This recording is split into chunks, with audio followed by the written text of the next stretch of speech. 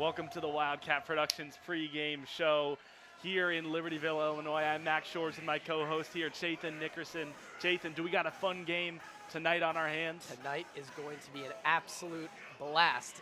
The Wildcats are taking on their close rivals, the Lake Forest Scouts, and if it's been anything like the past years, this is going to be an absolute shootout. You know, the Scouts got the best of the Wildcats twice last year, unfortunately.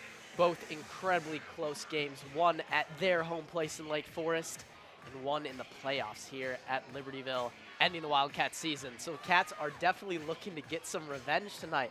A lot on line for both of these teams. You know, 5 wins to get in the playoffs. Lake Forest has come to this game 3-4. So they got to win out the rest of their season. 2 weeks left. They got to win here against the Cats and win next week. Loss here means they're eliminated. And the Cats face a super tough Warren team next week. So it is in their best interest to get the job done tonight, qualify for playoffs, not be too stressed in this next week. Yeah, for sure. And for the Wildcats, they're on a 3-game win streak right now. You know, they got the win against Lamont to start the season, and then they had a bit of a rough patch, They had a loss against Naperville North, and then a loss against Stevenson, and then a loss against Lake Zurich. But then they won 3 straight. Mundelein, Waukegan, Zion, Benton, all playing well in those games, getting back on their feet. And now they come into this game 4-3 on the season, looking to make the playoffs. Yeah, absolutely. I mean, the Cats are coming in red hot. We had a lot of questions about that offense at the start of the season, whether it could really produce in those big moments. But these last weeks, they have really showed up. They have had convincing wins over all of these teams. So, need to get it done again tonight. Yeah, for sure. And you got to consider, if they lose, it's not necessarily in shambles. They have 2 chances to make the playoffs. They have 2 chances to get another win on the season. So either against Lake Forest tonight or against Warren next week. Yeah, I mean, but like I said, that Warren team, top of the conference, they have been pristine all year. That offense is pretty unstoppable. So I think their best shot to get to the playoffs, got to get it done tonight against a much weaker Lake Forest team. I agree, and these teams know each other. It's a rivalry game. Here we got some highlights from the Naperville North game. Trevor Wallace hitting Bodie Rauerbach in the right corner of the end zone for a touchdown. Trevor Wallace really coming to his shell this last week. I mean, against Zion, he was 9 for 13, thrown for over 200 yards, multiple touchdowns. Just a great showing. Fortunately, some of the Cats' struggles this year have been on that secondary and defense. We saw it in the Naperville North game right there, and we saw it a lot against Stevenson. Cats constantly getting burnt deep. Have cleaned that up in the past few weeks, but, you know, I believe Lake Forest is going to be a little bit more of a struggle than their last couple wins. For sure. You see Cats defense early on. They struggled against the run. You see William Ello getting into the end zone for a touchdown here, but Brady Bunick muscling his way into the end zone for a touchdown to tie the game up with just under 30 seconds. I think this game was a great example of the Cats' grit. I mean, these 2 teams were super evenly matched. They battled the entire night. It was a defensive, just chess match. Just so much going on in the game. Had to be super physical. Look at Brady Bunick on this run, just putting his head down, getting into the end zone, just so physical. Fortunately, he was injured in that game against Stevenson, out for the season, unfortunately. But Trevor Wallace has really stepped into his role, leader of the Cats so far. Yeah, no doubt about it. Like you said, against Zion Benton, Trevor Wallace 9 for 13, 213 yards, 4 touchdowns, 0 interceptions. A great performance by him. Brock Williams catching 3 of those touchdowns, 4 receptions, 123 yards. He's incredible. Yeah, I mean, that is just a ridiculous stat line. Looking at this, Trevor Wallace completed 9 passes last week and threw for over 200 yards and 4 touchdowns. I mean, that is just unbelievable completion percentage and unbelievable. It looked like him and Williams were just throwing it all up and down the field. Zion really had no answer for them. Williams also 87-yard kick return touchdown. Pretty unbelievable game from him, yeah. I mean, when you have players like him, you got to get the ball to your playmakers. That's how you put points up on the board in football. We're going to take a quick break. Just 1 second. Got the Marching Wildcats for their pregame show and national anthem.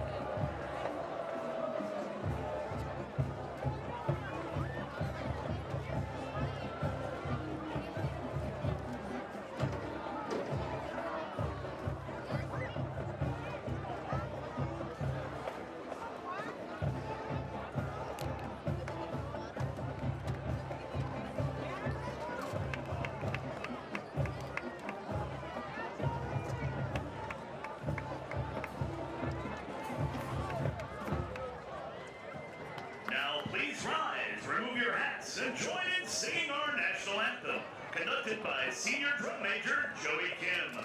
The flag flies at the north end of the field.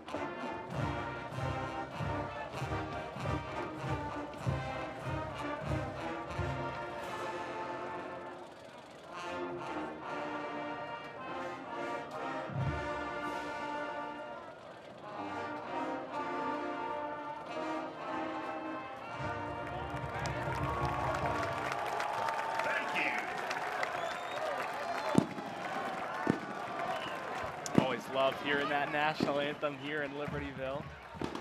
We are just about ready for the Cats to make their entrance, getting ever so close to kickoff.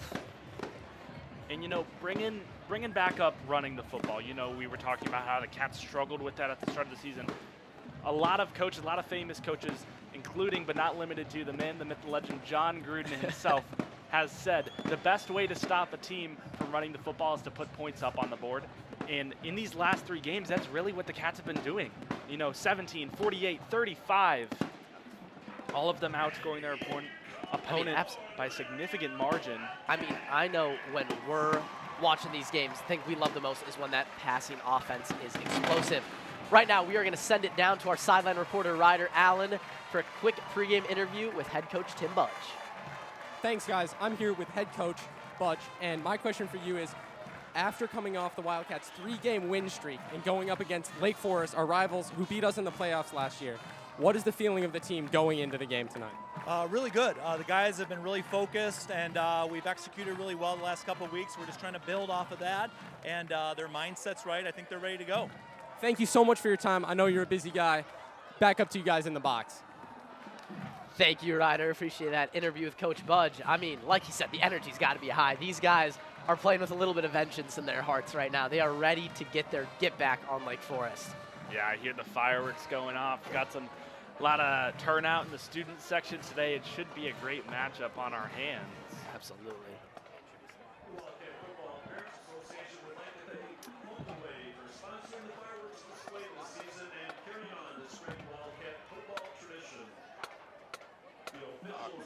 So for tonight, the Cats' offensive starting lineup at QB, it is going to be Trevor Wallace. Our wideouts for tonight, Charlie Payton, Nick Farmakis. Starting running back, Aiden Weaver. At the tight end position, we got Brock Williams and Lucas Melton.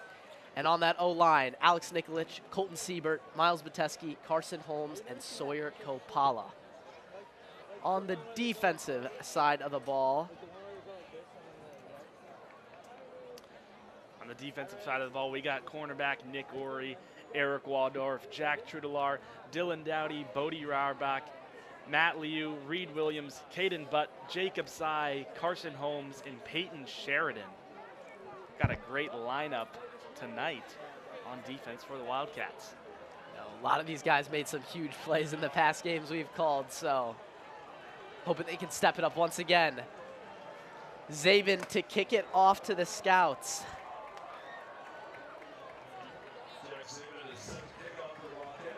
Two returners deep near the south end zone.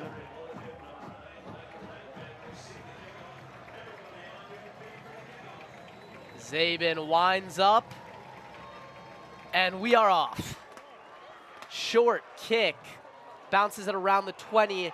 That is picked up by number 9, Michael Knight, and he is swallowed up. What appeared to be a short kick there from Zabin turns out to be a very good starting field position for the Cats. Yeah, phenomenal play by Lucas Melton and Lucas Murphy on that play right there, able to wrap, Michael Knight up pretty early on. Gets him not so great field position for the Lake Forest Scouts. Setting up at around the far hash for their first offensive possession.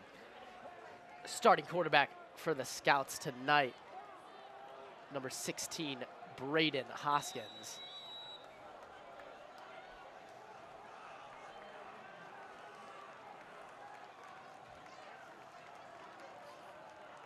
Hoskins hands it off. First rush of the game. Swallowed up quickly there by the Cats at interior D-line. See Miles Bateski celebrating on that D-line right there, wrapping that run up immediately, only allowing a gain of 1 on the play. And I'm sorry, Hoskins, not number 16, number 10 tonight. Lake Forest huddles. Hoskins, number 23, James Elliott in the backfield with him. 2 receivers to his left, 2 to his right.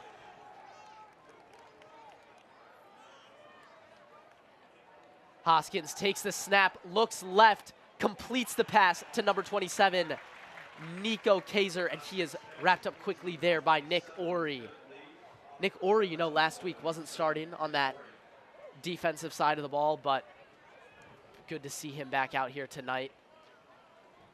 Yeah, certainly not in the first quarter. I think we saw him a little bit later in the game. Absolutely. But now he's back out there starting. Hoskins, 1 in the backfield, 2 to his left, 2 to his right. Tries to get the Cats to jump off sides there. Notice the audibles from Lake Forest right there. Hoskins takes it. He's going to take the draw up the middle. Tries to plow through Reed Williams there, and he gets the first down. Good play call there from the Scouts. Caught Libertyville off guard. Weren't ready for the QB draw. They were looking for the pass to the outside. Yeah, you see he fakes the handoff right there. Hoskins on the run, and he just puts his shoulder down into Bodie Rauerbach, able to get enough for the first down.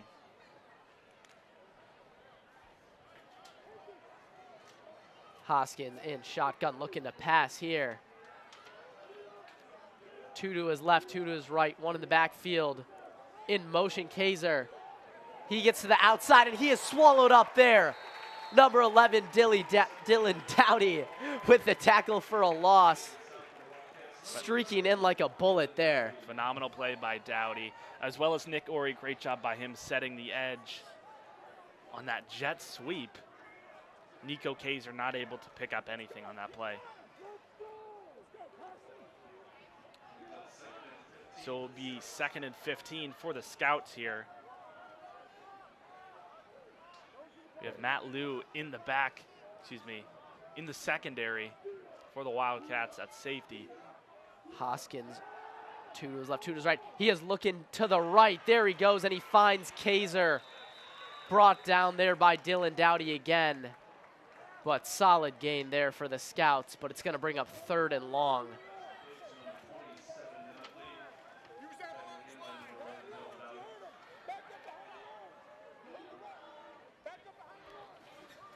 So 3rd and 4 for the Scouts here. Scouts taking their time on all these plays here. You see Hoskins running back to the sideline after every play. Taking a big chunk out of that time of the first quarter already, 8:30. Hoskins again, 2 to his right, 2 to his left. He's got a man in the backfield. He's looking left. Quick pass there to number 6, Jack Berger. He is shouldered there by Nick Ori midair. That looked like it hurt. Yeah, I'm that just did going to say that right now. Ori with the stiff shoulder right into the back of Berger.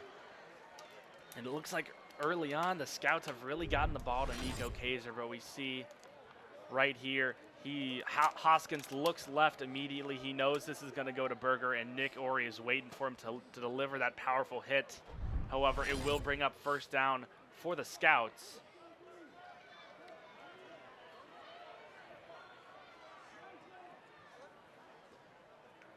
Steiner in the backfield behind Hoskins.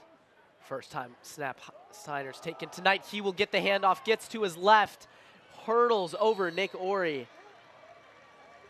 He's gonna be down at about the 45-yard line. Good run there. Steiner able to make a couple people miss on that play right there. Looks like he picked up 4 on first down, so it'll bring up 2nd and 6. Saw Caden Butt there on the tackle. Hoskins, 2 to his right and a tight end, 1 wide out to his left. Steiner in the backfield once more. Looking to the sideline, some confusion. Hoskins takes the snap, hands it off to Steiner. He will get a few before he's swallowed up. Looks like number 52, Jacob Syke there on the tackle. Good play from him. Scouts O-line definitely coming out aggressive so far. What I've noticed from them, a lot of these passes, ton of time for Hoskins in the pocket, and then on these runs, clearing the way of that, especially in the midst of that Cats D-line. Not an easy task. Yeah, for sure. But one other thing I've noticed, they're switching out their weapons every play, it looks like. They're wanting to get their guys some rest between each down. Hoskins looks to go the air here, looks right, quick pass. There's Kaiser again on the slant. He is driven back there by Dylan Dowdy, but another good gain there.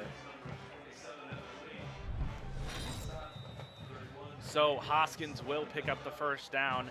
Braden Hoskins and, Nico Kaiser just tearing the Cats secondary up apart even early on in this game. 6 minutes left to go in the first quarter. Dowdy and Williams able to bring them down, it looks like.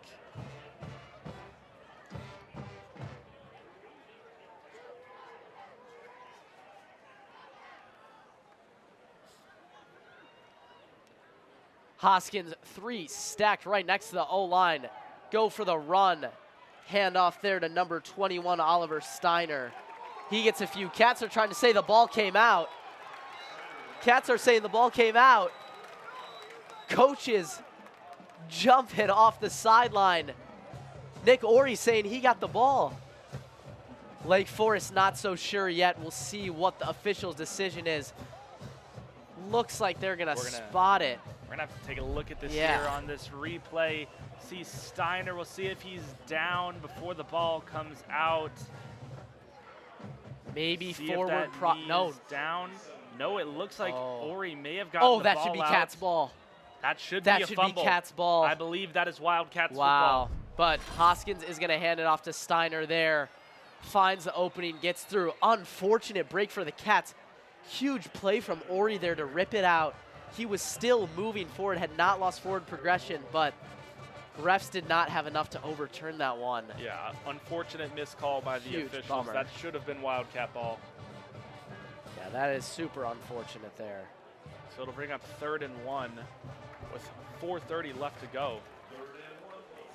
Really long opening drive for the Scouts, already over almost 8 minutes off the clock. Hoskins hands it off there. Steiner again swallowed up there by Dowdy and Waldorf. Tried to get to the outside, but just could not. Holmes in on the tackle as well. Cats trying to stack the box now that they see Steiner is starting to get going a little bit. Yeah. I think they definitely have to. You know that we've seen them struggle with power backs in the past, like the highlights we were watching, William Elo.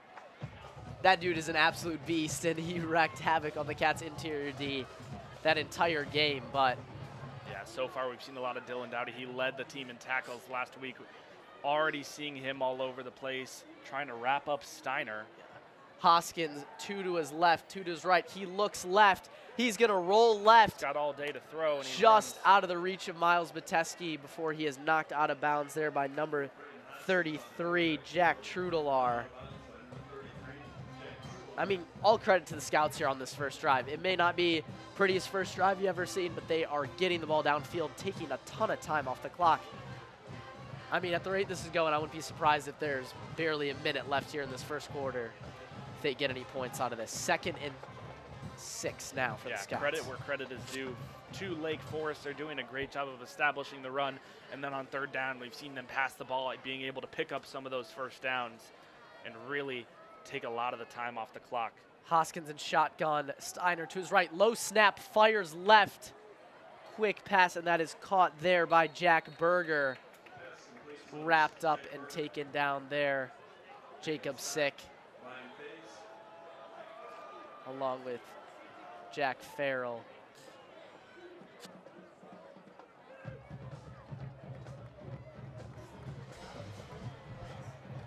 So it'll be third and very short for the Scouts, 3rd and 1, just over 3 minutes left. Hoskins, Luke Pascasi lined up there. There's Steiner, great play from Dowdy. Gets around the edge quickly, makes the play. Another huge play from Dylan Dowdy out there. He is moving so quickly right now. Yeah, tremendous job right there from Dylan Dowdy, able to wrap up Steiner early on, get that loss of 2 on 3rd down. Replay here. Yeah, again, a low snap. It looked like Dowdy able to come off the edge immediately, not allowing any sort of forward progress on Steiner. Here's Hoskins, Steiner in the backfield again, to his left, to his right. Scouts love having that full 4 all wide receivers out there. Hoskins looks right, he's gonna take off, escapes Tayfeld, and slides down inside the 20. Jack Trudelaar there on the tackle. Looks like he came down a bit awkward there. Yes, slide was not clean at all. Looked like he rolled up on his leg there a little bit. So Hoskins already using his legs here early in this first quarter. Yeah, I think Hoskins definitely showing he's a pass-first QB, but he's not afraid to tuck that ball in and get a couple yards for his team. Some of the defensive keys were trying to contain Hoskins. Haven't been able to do it so far, but let's see what they do on 1st down. 3 receivers stacked to his right, but he goes left to Steiner, makes a move inside the 10. Taken down by Waldorf and Matt Liu there. Fancy footwork there from Steiner to get a few extra yards. Oliver Steiner, we've already seen how powerful he can be in his runs, but you know, on this play we see right here, Hoskins faces pressure, immediately dumps it off to Steiner. Steiner making a man miss, and he gets 9 on 1st and 10. Unfortunate for the Wildcats. However, it'll set up Scouts in the red zone. Hoskins hands off to Steiner. He has an opening inside the 3-yard line as Steiner found the opening and took advantage there. Good rush from him. And look at this, 53 seconds and ticking after this first quarter. I mean, this has been a 12-minute drive from the Scouts. This is unbelievable. You don't see that often. They have done a really good job just gradually moving the sticks and have already taken a 4th out of this game. Hoskins, 2 receivers to his right. Emmett Lee in motion. Hoskins looks right and has the slant. That is number 6, Jack Berger with the touchdown. The Scouts strike first, and it is 6-0. So really on this Cats drive here, you know, I think the long drive, nearly 12 minutes long, I think they were just a bit worn down, having Steiner run all over them and Jack Berger able to run the slant to catch the touchdown, see if the extra point is good here. Oh, messes with snap. it. Hoskins. Seemed like a missed snap. Hoskins tried to make something of it, couldn't. But back to that touchdown play, I mean, that was a great play call from the Scouts. So you could see moving in on that slant was Berger. He had Ori right on him, and then Reed Williams had to go out to cover the other receiver on the outside, left the middle of the field wide open. Otherwise, Hoskins would have had 2 places to go. Good play call. Scouts are able to punch in the first touchdown. Great possession by the Scouts, just in general. First possession, I mean, once again, taking nearly a full quarter off the clock, leaving little time in this first quarter for the Wildcats. We're going to see how they want to respond. Have Williams returning the kick. You know, he had that 87-yard kick return touchdown last week. Let's see if he can make some more magic happen. Farmakis on the far side of the field, back with Williams. I would think if I'm the Scouts, going back from that game last week, I would do everything I can to keep this ball away from Brock Williams, whether that means kicking it super deep into the end zone or getting this ball to Farmakis. Don't want to take any chances here.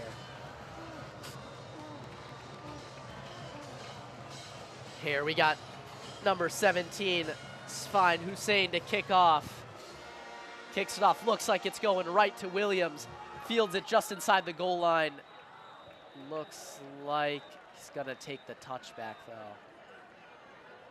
So Cats will get the ball at the 25. We will get to see Trevor Waller lead this offense for the first time tonight. Get your tickets for the 50-50 raffle at all varsity home football games. Support Elitas cheerleading and the Manning Memorial Scholarship. Seeing that Cats offensive line coming out onto the field. You know, Wildcats coach, Coach Shaq, he loves to use the term, those big mules up front. We're going to want to see how they can protect Trevor Wallace as well as open up some holes for Aiden Weaver on this first drive. Aiden Weaver gets the nod tonight, starting running back. You know, him and Gavin Dixon split time a lot. Wallace, quick pass out there to Charlie Payton. He is wrapped down at the 25, going to be a 6-yard gain for the Cats. Love to see the Cats first and passing on the first play of the game. Brings me a lot of joy. You know, they love that run game with Weaver there, but happy they're going right to the air. I mean, when you're playing football, you want to establish the run early, but sometimes it's nice to just put your foot on the gas pedal early and just start throwing it. And that is going to be the end of the first quarter. Cats are going to switch sides of the field and still on offense, second down right now.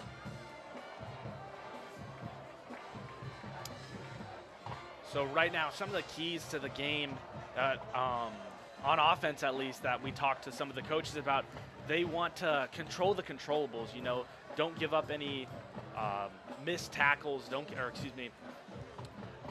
like miss any catches. Don't miss any plays. Don't have any silly missed throws. Don't have any penalties that could cost you. You know, a lot of times early in the season we saw Cats would get a big gain, a big play, rejuvenize the offense, but then on the very next play it'd be a holding, take them back a couple yards. You know, illegal man downfield, ineligible man downfield, yeah, taking back a couple yards. Absolutely. And that's really what's been detrimental to the Cats offense. Absolutely. I mean, Cats have struggled with penalties all year long. You know, it hasn't been a secret. I mean, they've definitely eliminated that in the past few games, you know, blowout scores, so they've been doing okay. Also, on that defensive side of the ball, frankly, those keys to the game on the defense, I think a huge one for me at least is also those penalties. I saw in all the games that we've called, pass interference calls have been brutal. There have been a lot of really rough pass interference calls at super crucial points in the game that have really hurt the Cats. But Wallace now lines up. He's got 4 receivers to his left.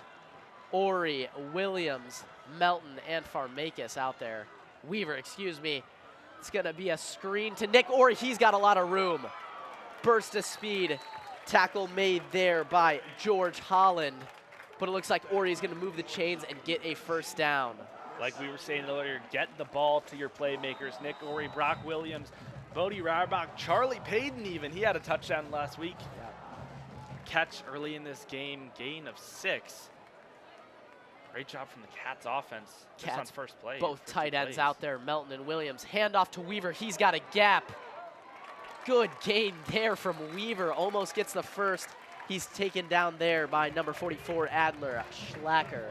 Both offenses looking efficient early on in this game. Absolutely. Cats O-line did a fantastic job there clearing the way for Weaver. He had a ton of open space. Love to see Trevor Wallace rocking the purple cleats today, supporting breast cancer awareness. Love to see that from him. Absolutely. Weaver in the backfield, Melton Williams to the left, Ori Payton to the right. Wallace hands it off to Weaver. He moves right. Taken down there by George Holland and Adler Schlacker.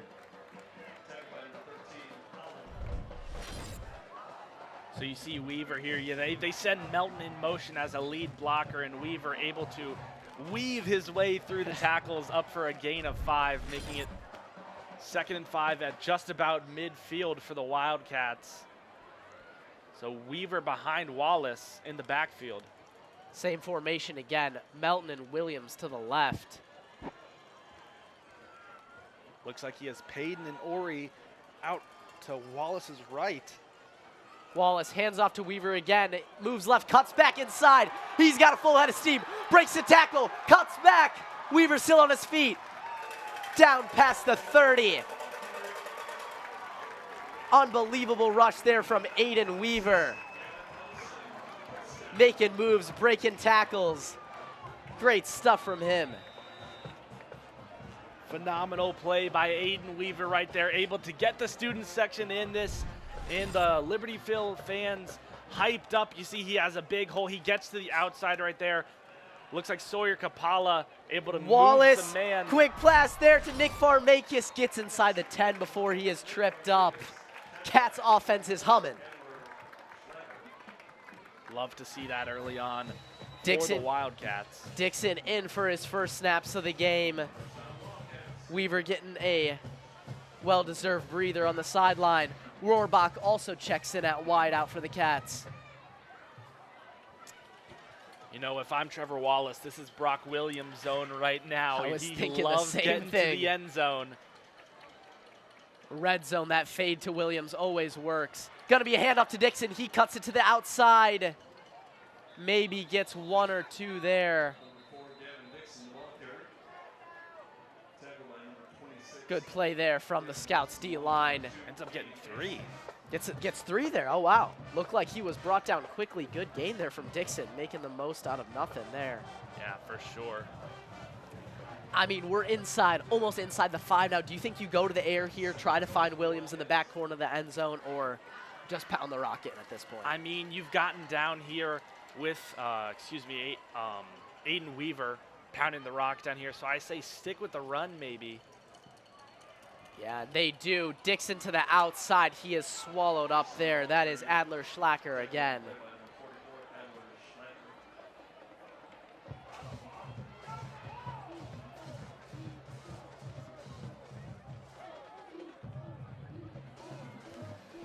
So no gain on the play for the Wildcats here. 3rd and 7, wanting to respond to the Scouts' early touchdown. Cats really looking to punch the ball in here. Hopefully tie it up and then take the lead. You got Ori one-on-one to the left, Williams one-on-one to the right.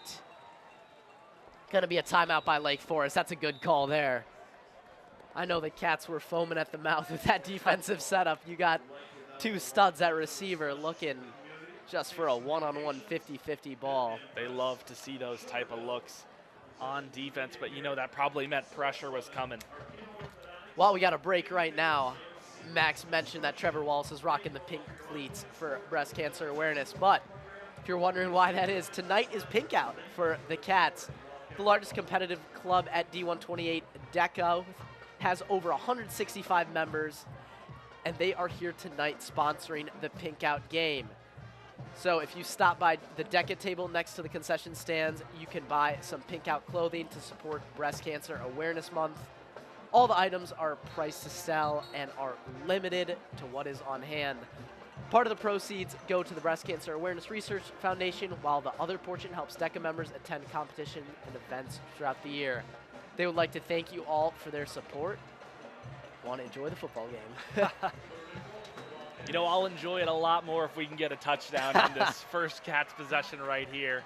Would love it. Wallace, Williams, looking like they're going to double Williams here. Ori and Rohrbach both one-on-one, however. He's going to look left. He's going to put up the fade to Ori. Just out of reach. Wallace had him there. Ori had his man beat by a step. Missed opportunity there from the Cats. And it looks like Jack Saban's going to come out. Hopefully punch this one in for 3. Yeah, definitely Jack Zabin. Zone right here. It seems like if Ori had just another step or 2 out in front, he may have been able to bring that in one hand for the touchdown. Ori was literally right there. I mean, that throw barely missed his hands. Wallace just put a little bit too much on it. But despite not getting in the end zone to cap off this drive. I'm really liking what I'm seeing for the Cats offense so far. This is the type of energy they needed while they were on that 3-game losing streak. That is money there from Jack Zabin. Inside 20-yard line. It's a chip shot for him. So Scouts will be up 3 with just under 8 minutes left to go after a missed PAT by the Lake Forest Scouts. Cannot have that happen.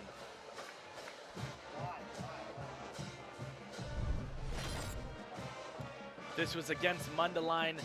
Brady Bunick punching his way into the end zone. Jack Zabin, obviously that record-long kick, 57 yards if I'm not mistaken. Unbelievable from a high schooler. I mean, absolutely crazy. No shade to the Bears kicker here, but you know, I've seen Cairo Santos come up short from about there before. And that is just unbelievable for they should sign it. a high school kicker. Yeah, he's got an NFL-type leg, so that was unbelievable to see. Rumor has it Caleb Williams was spotted at Libertyville High School the other day trying to recruit him.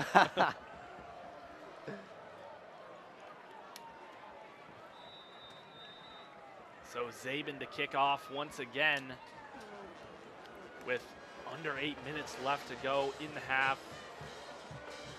Zabin boots it away. That is Heck of a kick. Bomb. Unreturnable there. They're going to take the touchback. That ball landed outside the end zone. So now, having a taste of what the Scouts offense can do you think the Wildcats defense will be able to respond and maybe not let up so many of those big plays that killed them on their first drive? I mean, if they're going to go to the run early here or those short passes, the Cats got to get a stop quickly. You can see the difference in drives already. Lake Forest, 12-minute drive, 6 points. Libertyville, 4-minute drive, 3 points. So the way that's looking right now, we definitely want the Cats to get a quick stop here. Lake Forest, 3 receivers stacked on the right, 1 to the left. He is going to hand it off there to what looks like, that is not Steiner. That is going to be the first rush of the night there for Owen Yates. He only gets a couple right there. See, that's what I'm talking about. 2-yard gain off the first play of the drive.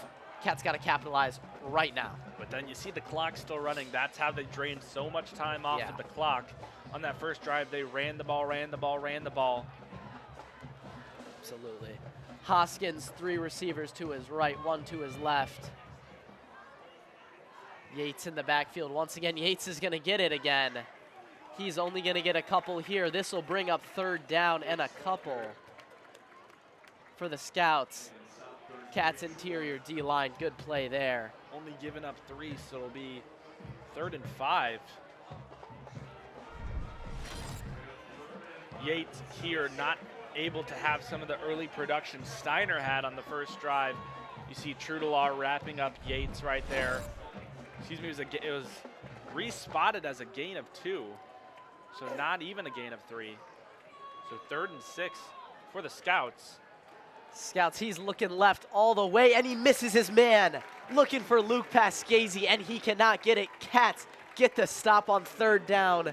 It's going to bring up 4th and 6. That's what you love to see if you're the Cats defense. Brock Williams already running out to return the punt. Here we go.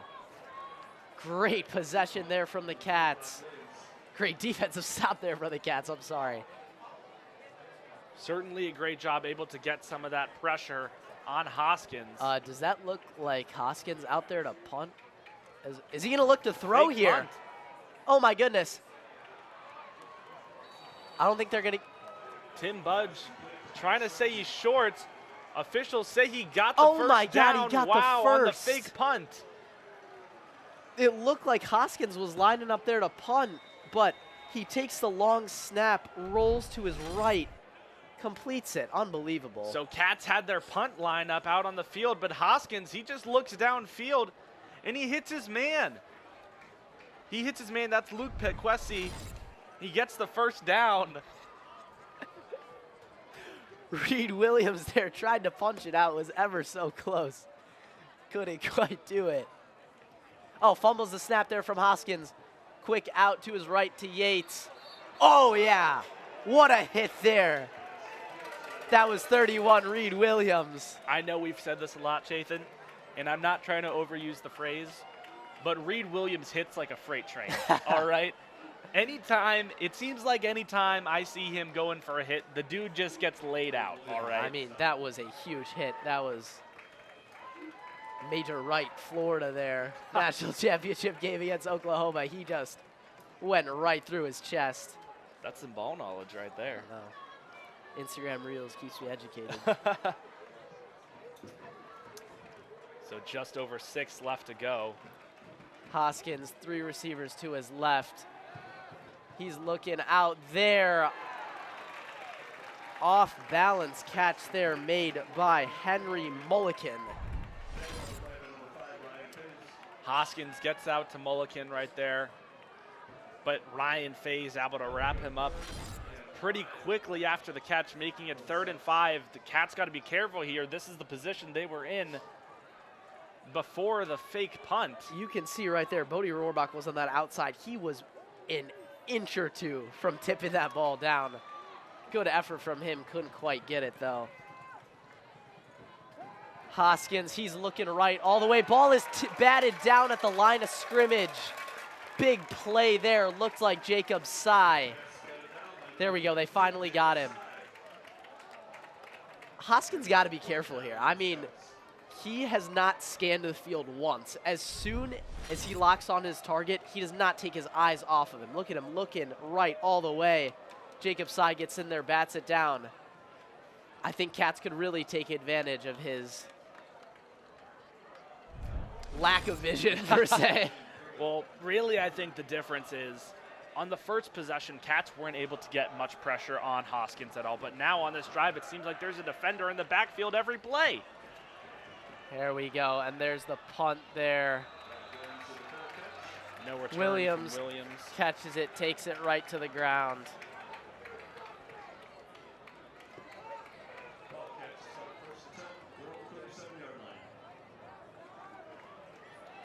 While we have a little bit of a break in gameplay, Best Buddies Club invites you to Bingo Night on Tuesday, October 29, from 6 to 7 p.m. in the main gym. Cost is $1 for 2 cards, cash only.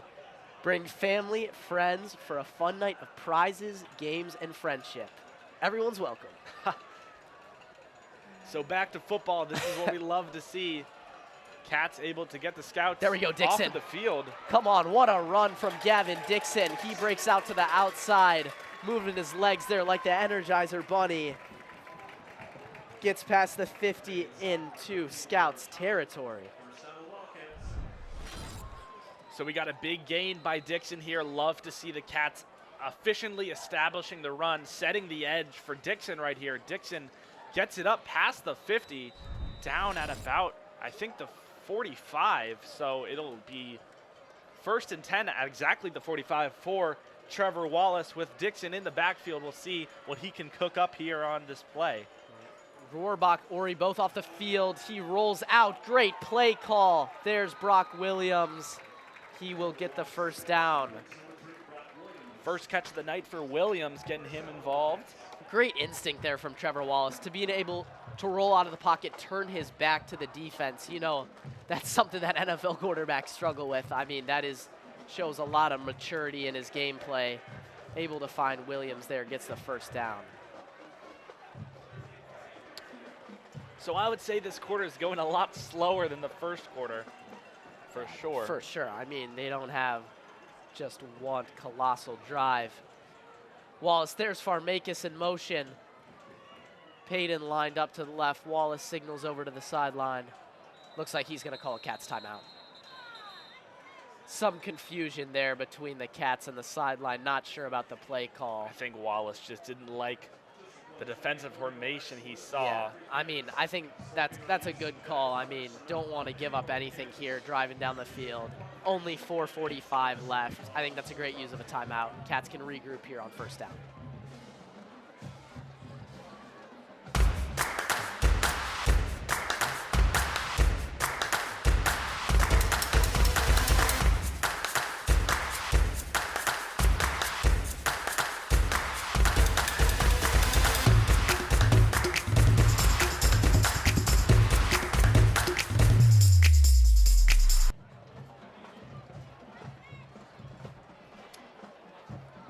So Cats will come back out onto the field here. Both Williams and Melton, they love the 2 tight end sets. I mean, Williams, as much as he's used in the passing game, especially tonight, he's been used a ton in that blocking game, along with Melton. There's Farmakis in motion once again. Looks like the same play they just drew up a minute ago. Payton on an island to Wallace's left. It's going to be a handoff to Dixon. He breaks to the outside. Quick cut back in. Down to the 25 is Gavin Dixon. Another explosive run from him. One thing I've noticed from the Cats offense, they love sending wide receivers in motion, specifically Farmakis. Yeah. Send Farmakis in motion, seeing if the defender's going to run with him, and then Gavin Dixon able to get his way up through the defenders, muscling his way up for 7 yards in the play, and it'll be 2nd and 3 from the 25. Great outing so far in the Cats' second possession. Wallace, Williams to his right. Payton and Farmakis to his left. Wallace gets the ball, hands off to Dixon again. Breaks, cuts up the middle. One thing I've noticed a little bit with that Cats rushing offense, the duality there of Dixon and Weaver. I mean, this could be a little bit of a stretch, but you know, the Detroit Lions, they like to call Jahmyr Gibbs and David Montgomery, they call him what, Sonic? Sonic and Knuckles. Sonic and Knuckles. I mean, Dixon certainly runs like Sonic, just super quick and shifty. Weaver a little bit more of that power back. Wallace signaling to his offense. There's Dixon again. Cuts back in. What a great couple of rushes from Gavin Dixon. They're going to be very close to that first down. Here comes Aiden Weaver. They're in the red zone now. Maybe looking to have some physical runs here, punch the ball in. So as Weaver comes into the game for Dixon, great run by him, gets about 8 on the play, and it looks like it takes about 4 Scouts defenders just to bring him down. There's Weaver right up the middle. Definitely got the first down there. So Cats looking in the same position they were last time here in the red zone.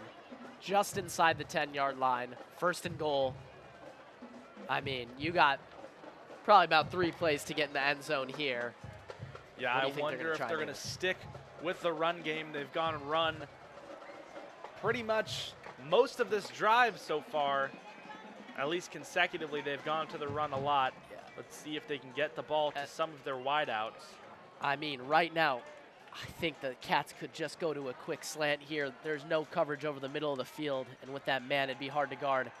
They're going to go to the fade to Williams. He goes up the ladder and gets it. What a catch there from Brock Williams, and what a throw from Trevor Wallace. Just puts it perfectly just where Williams could have caught it. You're the Lake Forest Scouts. You are not guarding that. Brock Williams adding to his touchdown total. Number 3 on number 3. You got mossed by Libertyville's number 3. Brock Williams, great job by the tight end. Great, what a play there. Just elevates. I mean, how good is Brock Williams? I mean, yeah, that is just simply unguardable. I mean, so much credit there to Trevor Wallace. That is a beautiful ball there from him. He put it right on top of the Scouts defender's head. Saban's got the kick up, and it is good. Saban is money. 10-6 Cats. What a drive there from the Wildcats. Capping it off in a pretty familiar fashion. Just over 2 minutes left to go in the half. Great possession by the Cats. That's what we wanted to see on the first drive, but now they get it done here. Phenomenal. Scouts are going to look to respond.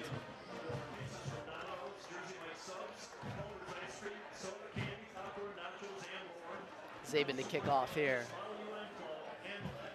So it will be Colliser and ball back near the north end zone to receive the kickoff from Saban.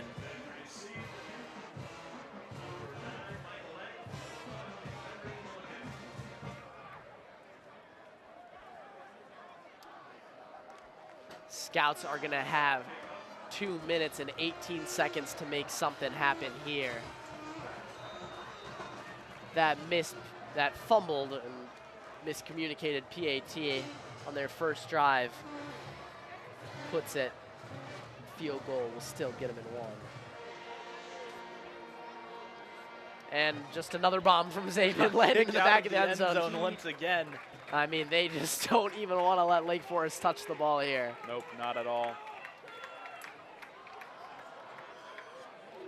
Hoskins will lead his offense back onto the field at the end of this second quarter.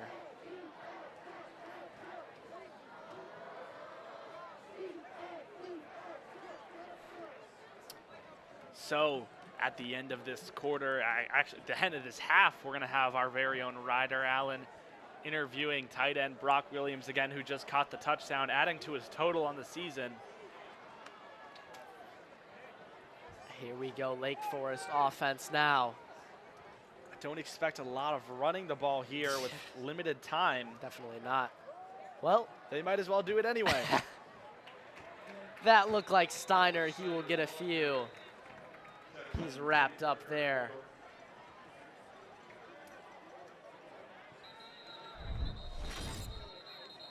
So on 1st and 10, Steiner will get 5 on the play, bringing up 2nd and 5 at about the Scouts 25. Looks like. So halfway to move the sticks. Chudlar coming off the field with his helmet off. Maybe an injury there. But before we get back to gameplay, Max, I need to ask you, have you ever had pudding with a fork? German Club on Tuesday, the 21st, after school in room 1109 to try out this German TikTok trend. Pudding and forks are included. Sounds fun.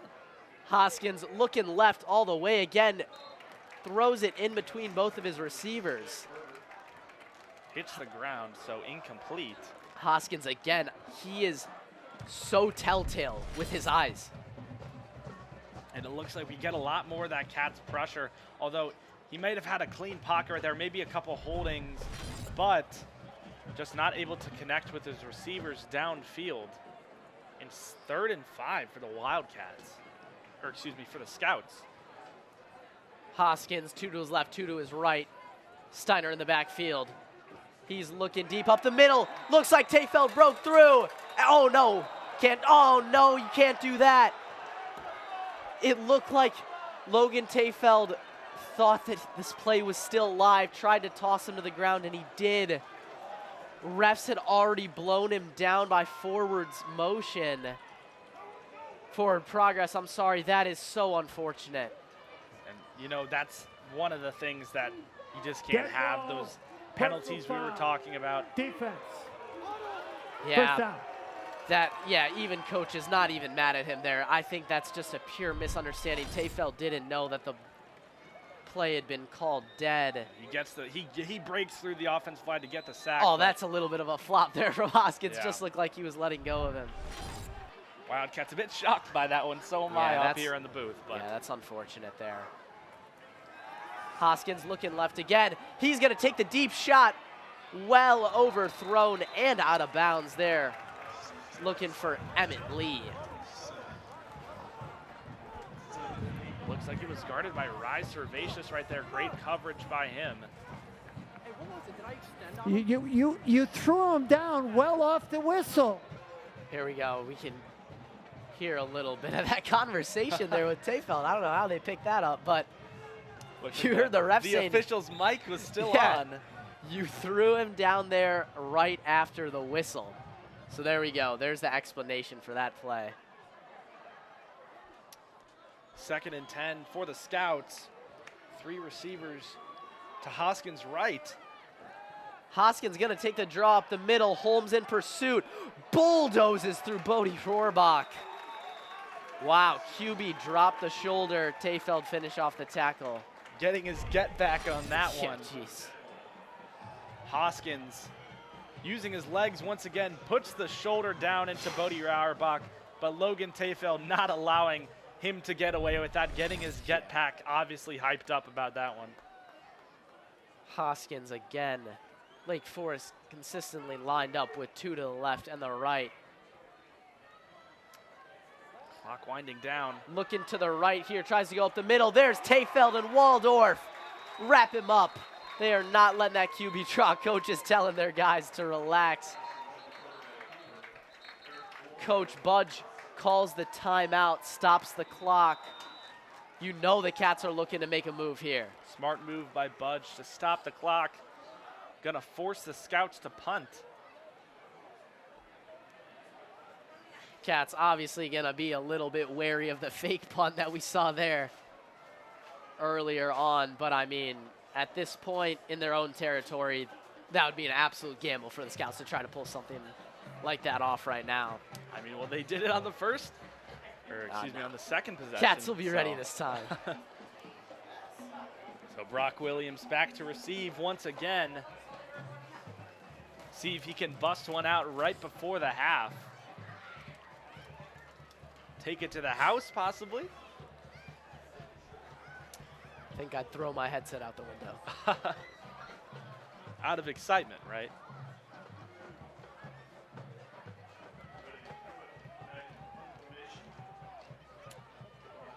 So the Scouts will punt. They will kick it away to Williams. Short punt. It's wobbling around the 40. It's going to bounce. It's going to take a bad bounce there for the Scouts. They try to down as quickly as possible. Look at this. 37 seconds. Just past the 50. Plenty of time. Plenty of time. They can absolutely make something happen here. They have 2 timeouts left as well. Wouldn't be surprised if they take a shot to the end zone on one of these plays right here. I mean, why not? You got I think they just should under 40 left. absolutely test that quickly. Doesn't happen, maybe just try to drive down the field, use those timeouts. I mean, even a Zabin field goal here would be huge. That it would be a super positive end to this half. And you know what? Going back to the very first possession of the game, that missed PAT is crucial here. That it doesn't seem like a lot in the moment, but that one extra point can be the difference between a 4-point lead and a 3-point lead right now. So just under 40 left with Wallace at just past the 50. Wallace looks left. He's going to put it up for Payton. Oh, my God, what a catch from Charlie Payton. Unbelievable catch. Charlie Payton brings it in with one hand. Just as it looked like Wallace overthrew him. Unbelievable. So you see Wallace here, he's got pretty much a clean pocket. Weaver gives him a great block, and he just rips it down up the seam to Charlie Payton. Charlie Payton, incredible catch. Cannot stress that enough. And he puts it down into Scouts territory. Charlie Payton in an offense where it might seem he can be overshadowed at sometimes. What a play. I mean, that has been unbelievable catch for sure. Play of the game so far. That might be the best catch we've seen this season. I mean. So Cats, looks like Cats. might have been the Scouts taking a timeout, actually. They have 30 seconds almost at that 10-yard line. I mean, you don't even have to take a shot to the end zone right now. You can run this clock down a little bit more. I mean, but like, why not, though? Why not put 7 on the board? For our entertainment. Maybe they can, but. And for you guys at home as well. Wallace, 3 receivers to his right. Williams one-on-one. He's looking to Williams. He's going to put it up. There is Williams. Touchdown, Wildcats. Brock Williams once again. What a throw there from Trevor Wallace. You see Williams with the quick feet getting a foot down. That's another touchdown for him, 2 on the night. Cats up 16-6. So the Cats, they only took off 13 seconds off of this drive. Wallace, again, throws, looks for Williams. You just can't guard him. Again, wins the number 3 battle. Gets his 2nd touchdown of the game. Great job from Brock Williams, and a great player he is. Zabin right through the fairway. So it'll be 17-6. I mean, this is 24 left. This is the best first half we've seen the Wildcats put together ever. I mean, called the game against Mundelein where they played a pretty solid game, but this is just levels beyond that even. I mean, you love to see it. the Absolutely offensive love play to see it. calling, play making that's been going on in this first half is unlike we've seen before. And Trevor Wallace, the amount he's matured from that first game of the season to now is just unbelievable. He is commanding the offense, making huge throws. He's been unbelievable. And you know, after that touchdown towards the end of the half, we're seeing a lot of maybe players get on that special teams, try and make some impact on that area of the field. Aiden Sutter as well as Elias Swanson on special teams trying to make some impact plays. Zabin to kick off.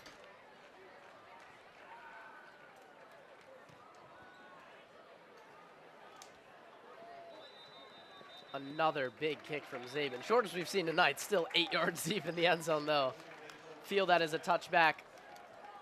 With only 24 here, I can't think the Scouts are gonna try to fully go down the field though, but do believe they have 2 timeouts. So, you know, take a big shot, anything could happen.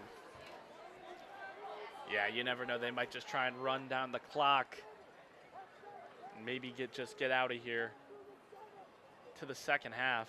Looks like they're just going to take the knee Yep. here, unless they're up to some trickery again. But this should take us to the end of the first half. Well, they might need to call one more play.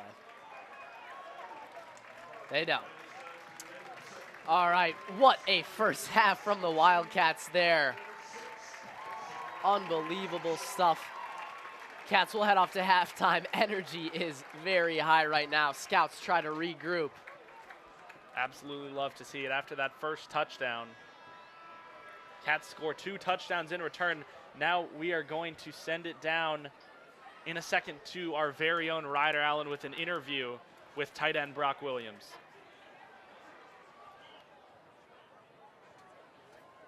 Thanks, guys. I'm here with Brock Williams, tight end for the Wildcats. And my first question for you is, what's going through your head when you catch a touchdown pass? Kill somebody. You know, Lake Forest, they talk all that. We're just jamming it down their throats, man. Me and T-Wall, we're on a great page right now. We just got to keep that going. And my second question for you is, what do you want to see from the team going into the next half? We need to keep our energy. We need to keep our energy, keep running the ball. Weaver and Gavin are doing a great job. And once we get in that red zone, toss it up. All right, thank you so much for your time, Brock. And back up to you guys in the box. Thank you, Ryder. I mean, you see that mentality there from Brock Williams. Said kill somebody. So, I mean, you can see his mentality going into the second half. That's just the type of player he is, and we will send it off to our marching Wildcats, and we will see you in the second half.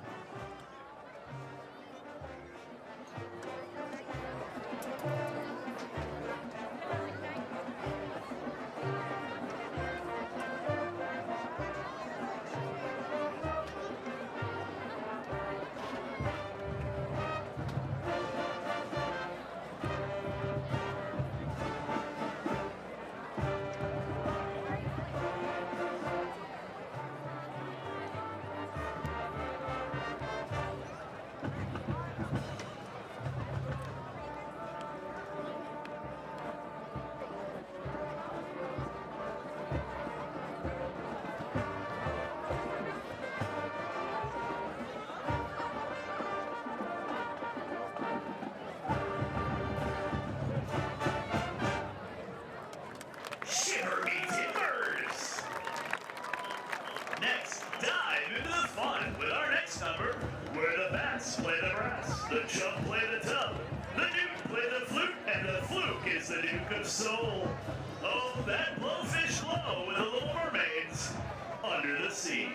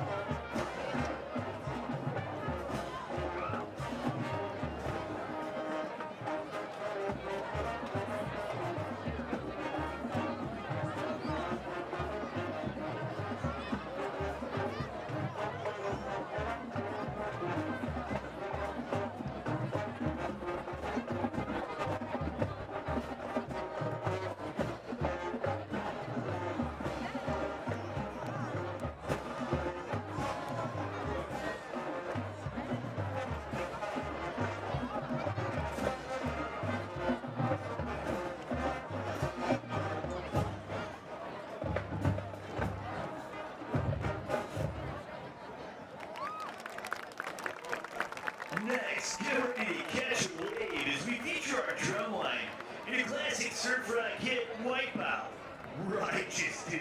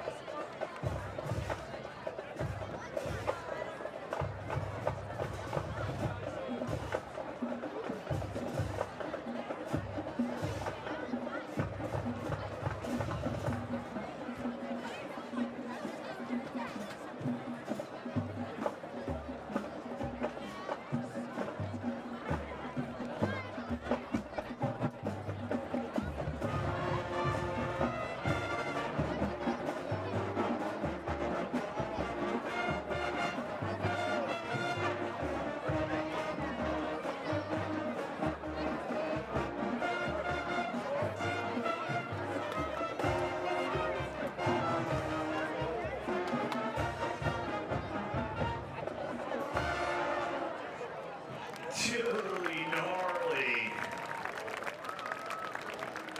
To close out our show, we'll now set sail to the islands as the marching Wildcats bring some Maui-sized energy to the field.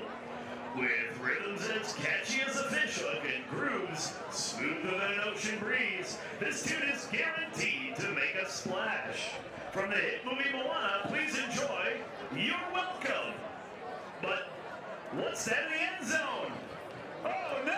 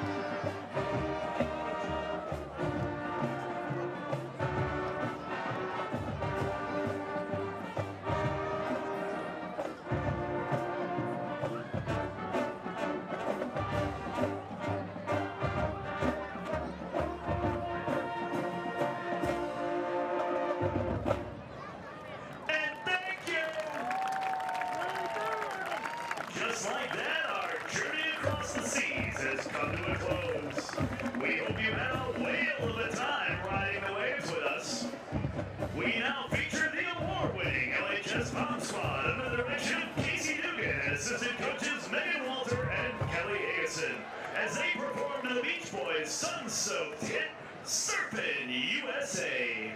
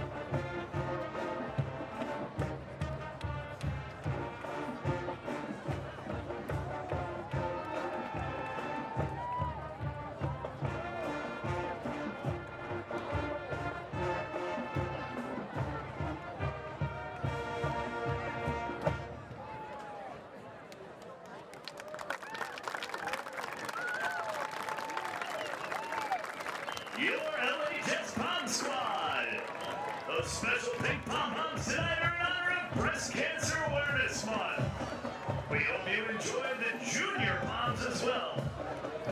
Since 1945, the Marching Wildcats have ended their halftime show by forming our school letters on the field. Please enjoy this 81-year Libertyville High School tradition, the Block LHS. Now everyone on your feet for Loyal and True, your fight song!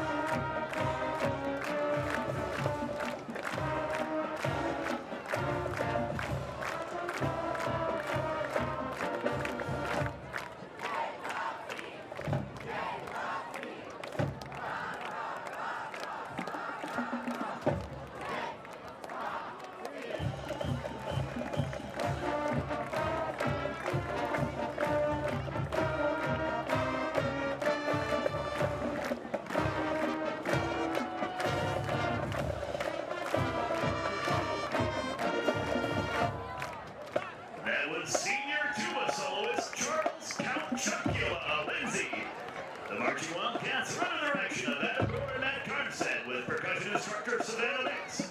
Drum majors are Joey Kim, Lexi Lucasar, and Julia Lindell.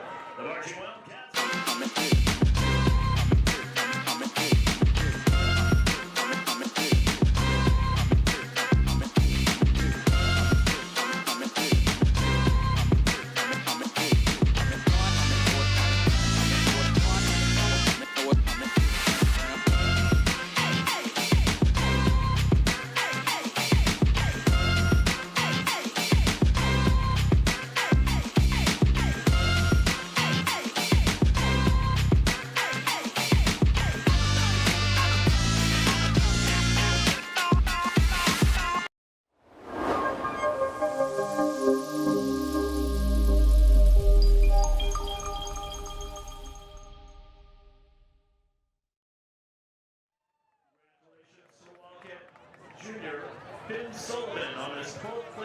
So welcome back here to Walter R. Johnson Sports Complex in Libertyville, Illinois.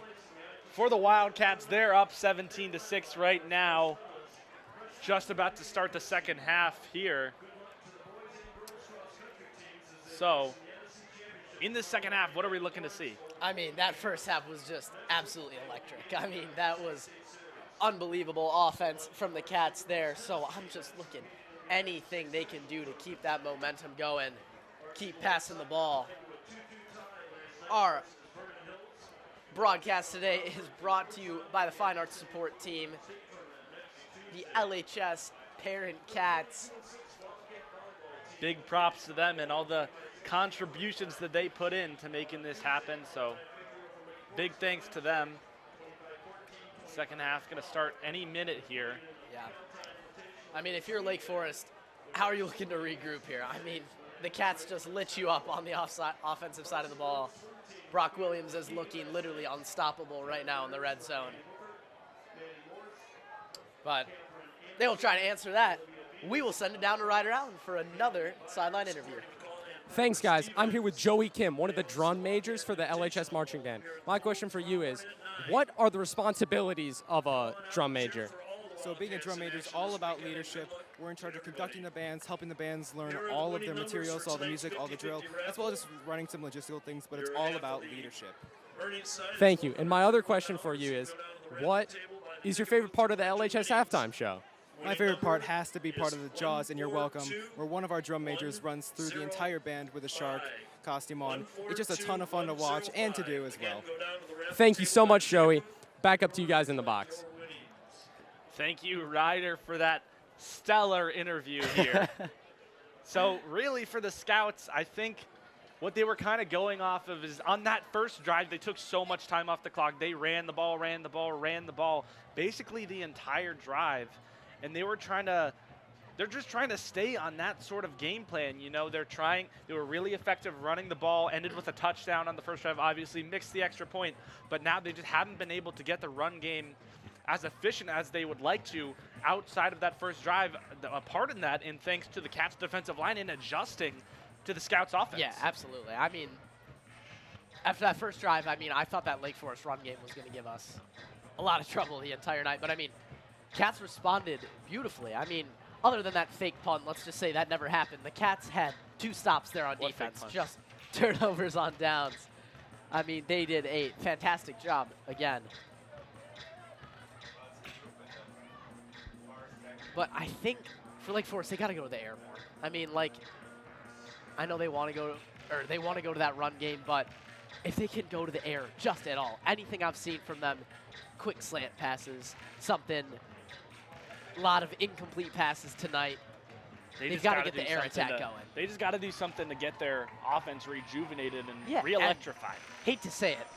I mean, the Cats' weakness in this defense is their secondary. It's, even though it sucks to say, but it is true. I mean, the Cats have an unbelievable interior D-line. Those middle linebackers are stellar. But, I mean, I think where Lake Forest can really actually hurt the Cats is taking those deep shots downfield. I think that could honestly be more effective and efficient than what they've been doing so far.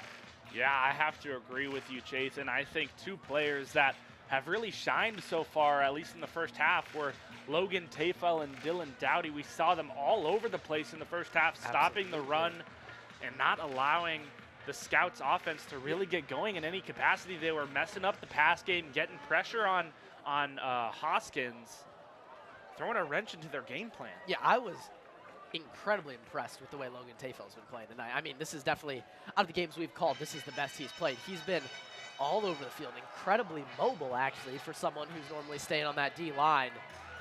He has been all over the place, making a ton of plays, making huge tackles, too. Yeah, so. And you know, Tafel, he had that sack originally that got called back because of a penalty. A lot of the Cats sideline thought it wasn't really deserving of the flag, but officials decided to give the Scouts the benefit of the doubt. But then Logan Tafel got his get back, all right? He had a huge stop on 3rd down. Great job. Absolutely. So just under 20 seconds left to go in the halftime break, and Cats will come back out onto the field, and they're going to start with the ball here. So we're going to love to see some of the energy coming out of the half. You hear all the music in the student section getting hyped up. Love to see that. Looks like we're going to have Farmakis and Williams set to receive the kickoff here. Williams, once again, 87-yard kick return touchdown. See if Farmakis or Williams can have a little bit of that magic today here on the second half kickoff. It's going to be Hussein to kick off in the second half. And here we go. Looks like the kick is going to be in the end zone. Refs are going to blow the whistle. And it looks like the Cats are going to start their first possession on the 20. Chathan, what are you looking to see here out of the offense? Keep the foot on the gas. I mean, seems simple, but Lake Forest has found a way to beat the Cats in super tough positions before. They seem to have always can play with a little bit of extra fire when they're playing the Wildcats. I would love to see the Cats just put this game away in the 3rd quarter. You know, a touchdown here puts you up by 18. It's going to be hard for the Scouts to come back from that in the second half. I would just love a long, grueling drive, ends in a touchdown, take a lot of time off that clock. Wallace hands it off to Dixon on 1st down. Dixon able to make a man miss, stays on his feet, and he gets up past the 35 for a big gain by Gavin Dixon on 1st down. I mean, Dixon's moving like he's getting controlled by a joystick right now. I mean, he is just so shifty. His jump cuts back up to the middle of the field have been incredible today. You saw on that last run, he was thinking about taking it outside, cut back inside, made a defender miss. Got a ton of extra yardage from it. Fakes the snap to Dixon, gets it off to Williams. Williams having 3 defenders trying to bring him down for the short gain on 1st. Looks like it's a gain of 3. Excuse me, I am completely off. It's a gain of 7. Good gain there from Williams. Was able to drag defenders along with him for a couple extra yards there. Dixon standing upright behind Wallace in the backfield. Wallace able to get it to Williams once again, looking like almost the same exact play, and Williams will be knocked out of bounds. Yeah, not wanting to, they're not playing that man coverage there, and Brock Williams really pressing up on him. You can see they're giving him just a little bit of a bubble, a little bit of space because they don't want to get burnt downfield. That opens up a lot of opportunities for those short plays that you just saw. So you see they got Williams and they have Melton along the O-line right there. Two receivers to Wallace's left. Takes a snap, hands it off to the upright Dixon. Dixon able to get what looks like a gain of 9.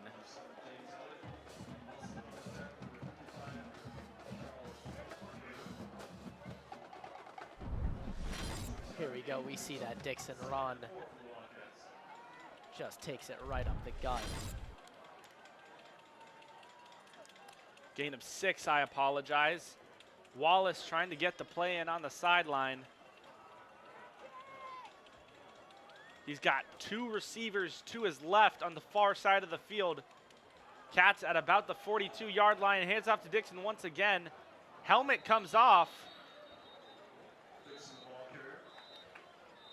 There'll be Adler Schleicher on the Lake Forest Scouts. His helmet comes off. He's going to have to come off of the field.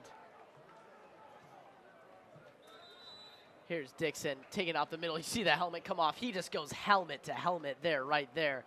Looks like number 13, George Holland.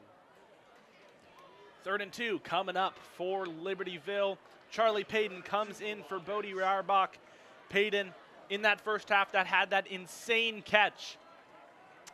Got the Cats into Scouts territory. Looks like Brock is in Wildcat here. Wildcat. So it'll be Brock Williams going to take the ball. And it looks like the ball has come out. Scouts say they have it. We'll see what the official ruling says. And they're going to say Scouts ball.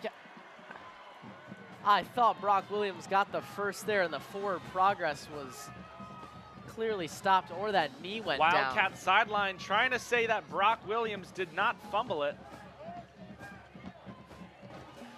So it looks like it's going to stay Wildcat ball, but we're going to go to the replay here. Look, one that looks like a face mask or horse collar, something there. Brock Williams trying to get forward, but oh, that is super yeah, it looks like Williams still has the ball to the ground. Wow, that's really hard to see what happened there, but Cats are going to get the first down here. They're on 4th. On the QB sneak. I think that was a good call from the refs on that last play. It looked like Williams, his forward progress had been stopped before he lost that ball. And quite frankly, even if it was Scouts ball, that's getting back for the fumble on the Scouts offensive drive earlier in the game.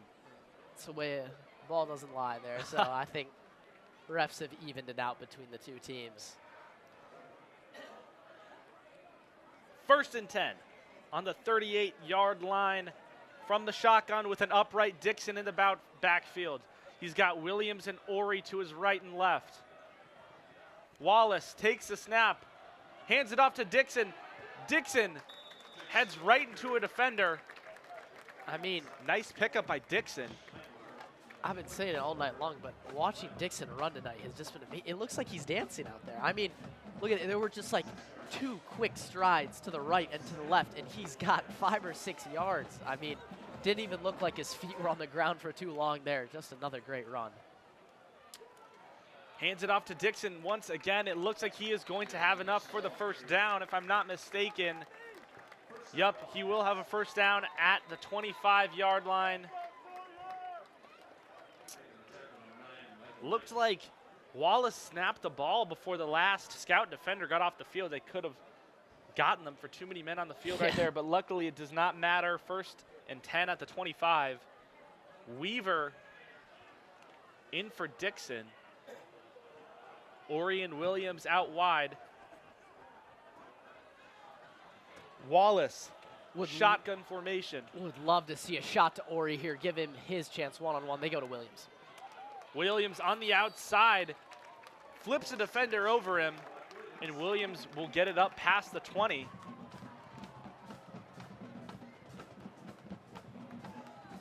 Another short play there to Brock Williams. That time they were pressing up, though, but Trevor Wallace still got it out super quickly, zips it on a line to Brock Williams. Just let him work in whatever space he can. Like I said, though, look at Nick Ori. They're just completely out on an island. I would love to see at this point in the game and at this spot on the field, Cat should give him a chance to go up and make a play. He's been one-on-one all night long against this Scouts defense. Wallace takes the snap, looking for the end zone for Williams. Williams hauls in the catch. And they're going to say touchdown, Wildcat touchdown, Brock Williams, an insane catch. Brock Williams once again with a touchdown. I mean, the Scouts have seen this play 3 times now in the end zone. They are going to Brock Williams. Unbelievable ball there from Trevor Wallace. That is a perfect throw. Williams doesn't even have to do that much, just places his hands out. Ball's falling right in. Ethan Farrell not able to keep up with Brock Williams. He's very quick for a 6'5", 220 guy. I mean, no kidding. He doesn't move like a tight end. He moves like a receiver. So this will mark 2 straight games where Brock Williams will have 3 receiving touchdowns. That's insane. Yeah, from that the is tight an end. unbelievable end to the season for him. And he's still got 1 game left.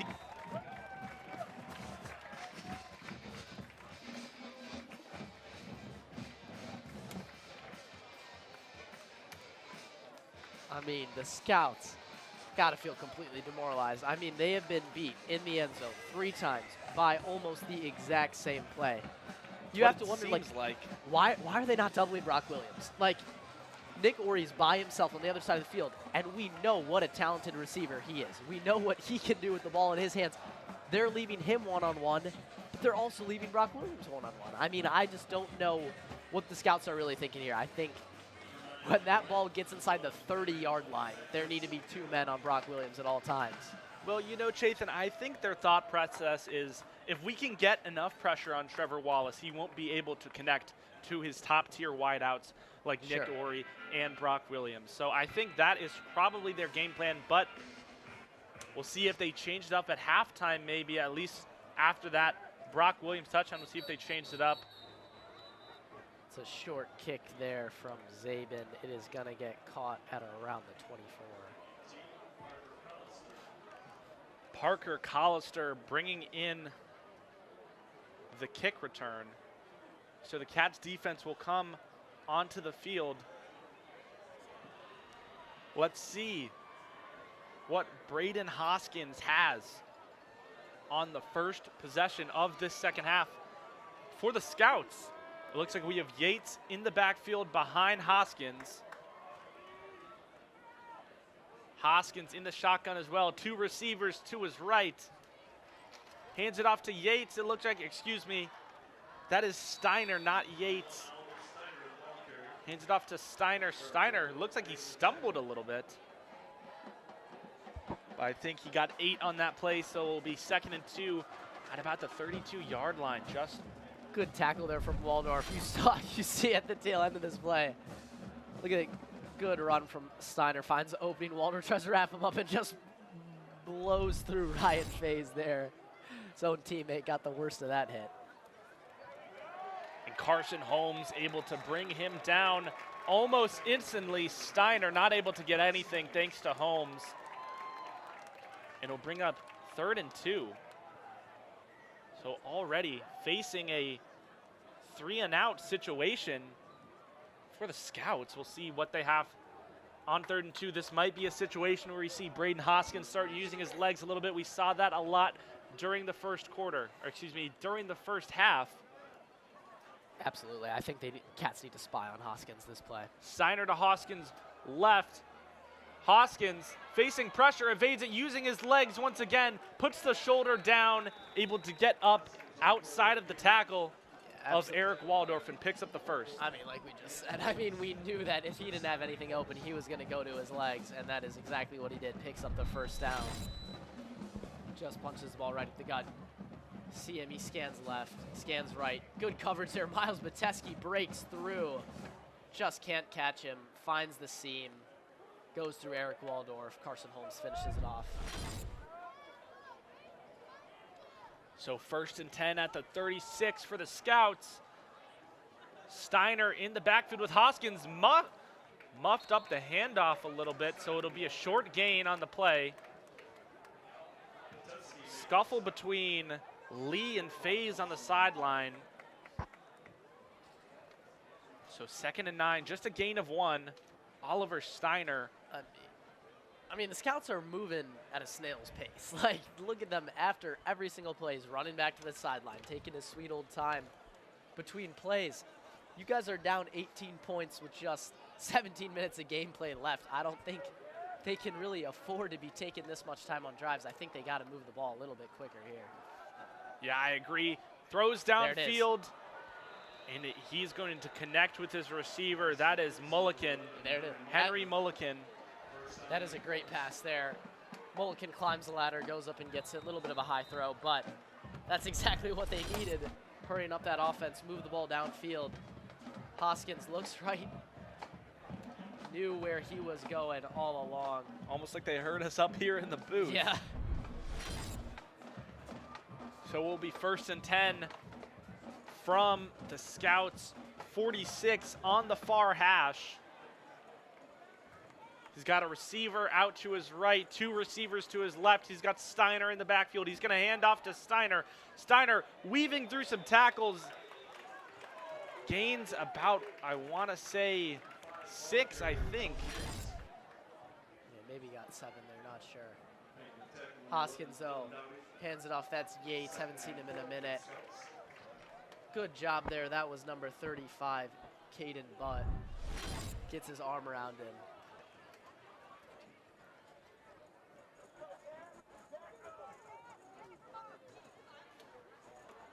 So Yates behind Hoskins. Hoskins looking to throw, and it's intercepted!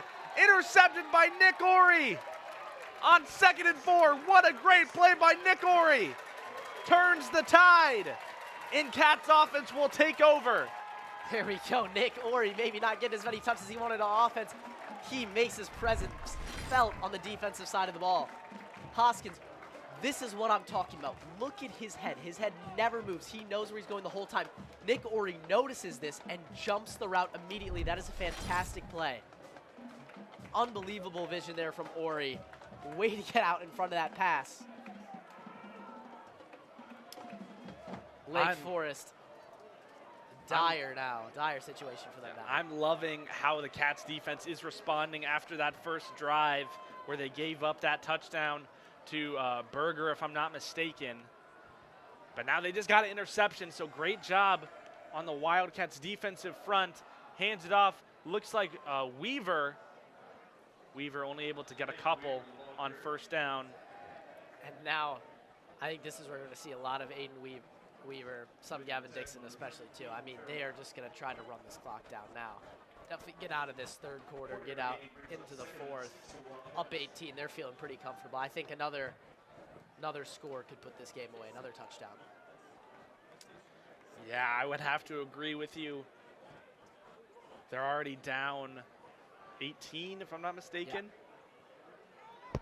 So maybe we'll see another deep shot to Williams here. Wallace hands it off to Weaver. Weaver not able to get much on the play. Wrapped up come on. Pretty much instantly by Heyman. Maybe give a flag there. Just did the same thing. You're giving a flag on Tayfield. Give a flag to him, Michael Heyman. Extracurriculars there by Michael Heyman. No reason to push Weaver at the end of that play. I'm sure they got some pent-up frustration. So it'll be 3rd and long with just over 2 minutes to go in the quarter. Let's see what Trevor Wallace in the offense has on 3rd and 9. Rauerbach comes into the game. He's got 4 wideouts with Weaver in the backfield. 5 offensive line in front of him. Wallace rolls out, gets it to Williams, and it'll be broken up, incomplete, looking for Williams. Not able to make the catch. Looks like Ethan Farrell was able to get his hand in there. Yeah, that was good coverage there from Farrell. Puts his body on the line, gets his hand in there.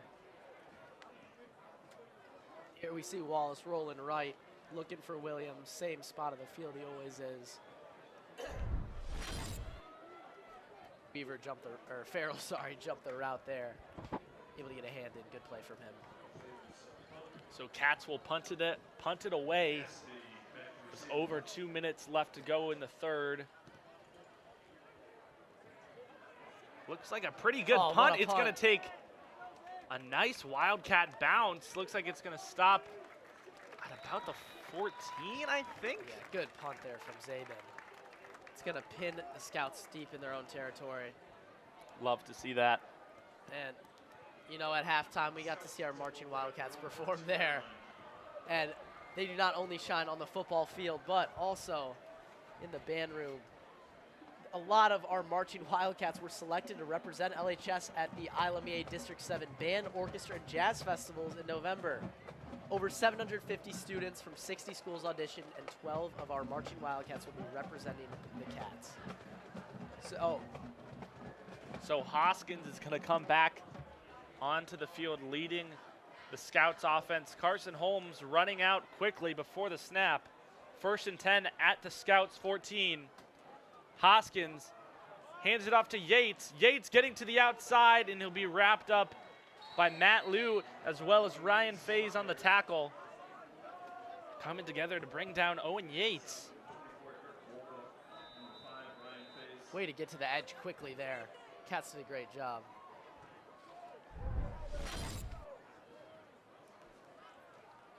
We see Yates knows he can't go up the middle, too clogged there. You saw Waldorf. A little bit of hand fighting going on between Faze and looks like Jack Berger there. Got to the outside before he's wrapped up and taken down. So 1st and 10, picked up a gain of 12 on that play. Hoskins looking for his receiver, and it's intercepted again by Nick Ori. Wow, 2 interceptions back to back by Nick Ori. What a game he is having. Nick Ori, another huge play on defense. I mean, Hoskins, he's overthrown that same route every time tonight, having to go up, jump up, and make a play. All of his receivers are always having to do that. But there we go, Nick Ori, another pick, takes advantage of the overthrown ball. Now the Cats are already in Scouts territory. A great field position here for Libertyville. Looking to run up the score even more.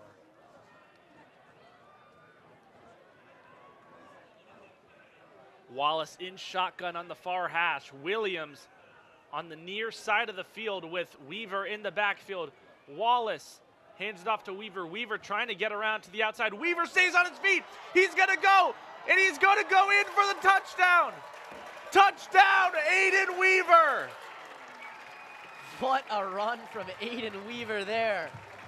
Thought he might go down or get pushed out of bounds, stays on his feet, turns on the jets down the sideline, gets in first rushing touchdown of the game for the Cats.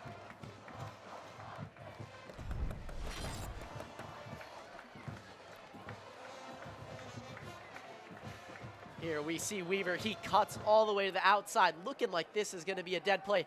Finds a small gap, slips through, blows by everyone. Stays on his feet, touchdown. Great rush there from Aiden Weaver. It is 30-6 Wildcats. Love to see this for the Cats here. You know, ever since that loss to Lake Zurich, they have just been on fire. This is just such a statement performance. Again, like I said, this is a team that beat you 2 times last year. Always play better against you, and I mean, they're just whooping them. Honestly, they are just whooping them. There is nothing the Scouts are doing right now that Libertyville can't stop, and there is nothing Libertyville is doing that the Scouts can stop. And you know, I bet this feels great for the Wildcats right now. I bet this feels like revenge against the Scouts. I mean, it is nothing sweeter than a revenge game. Student section for Lake Forest already leaving. They know their chances. Yeah. What a great camera shot there. Yeah, bye-bye. That is Get out of here. great to see. So 1:10 left to go in the third quarter. One play, 8 seconds ticking off the clock by a rushing touchdown from Aiden Weaver. Spectacular from him.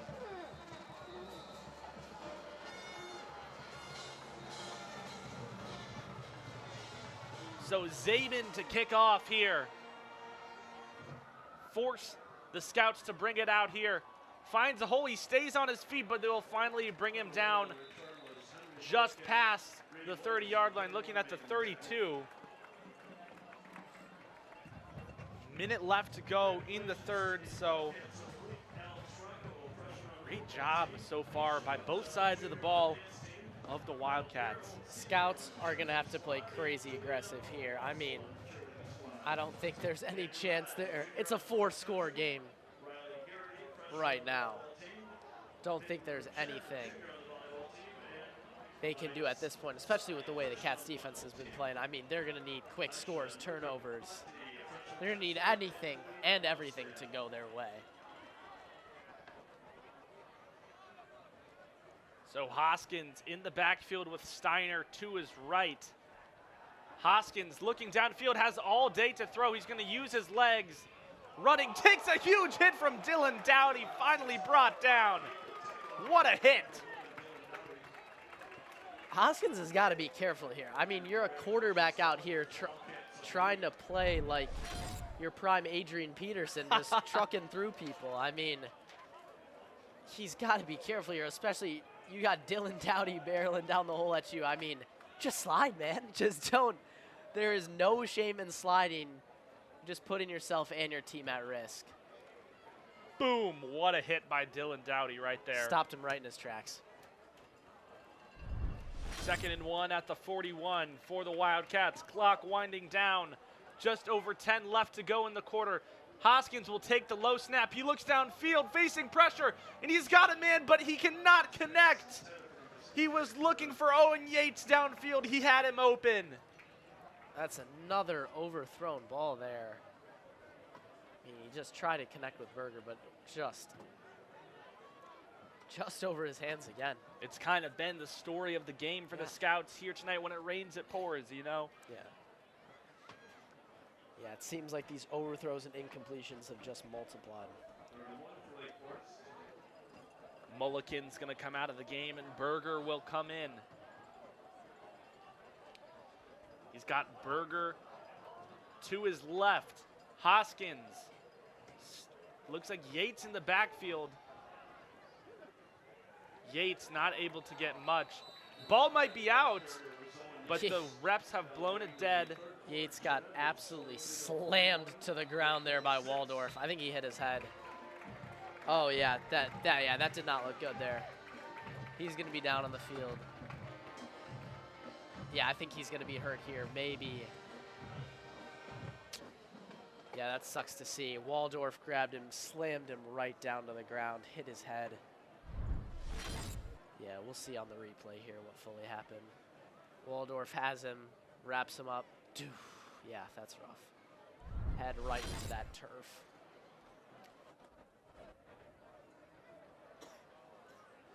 Hopefully he's okay. Medical staff is going to attend to him.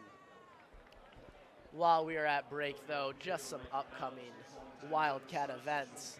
So shout out to our fall musical, Les Mis. See the fall show. It's a great show. That's what I'm hearing from a lot of the people that have worked on it so far. I'm certainly going to it. Tickets can be purchased through the LHS website by accessing the Performing Arts page. Yeah, I mean, someone who performed in the pit orchestra, I mean, it is a super entertaining show. It is definitely a must-watch event this fall. Also, during the month of November, LHS is going to be participating in the yearly canned food drive to support the Libertyville Food Pantry. We are asking everyone to consider sending their students in with non-perishable items to participate in the second period donation competition. Also, there will be the opportunity to make monetary donations on the LHS web store. Stay tuned to the LHS Communications for more info. And a great sign here. Owen Yates able to get off, running off the field. Love to see that. Obviously a very hard hit. Great that he's able to get up and run off under his own power. Start the fourth quarter play, first and 10 at their own 43-yard line.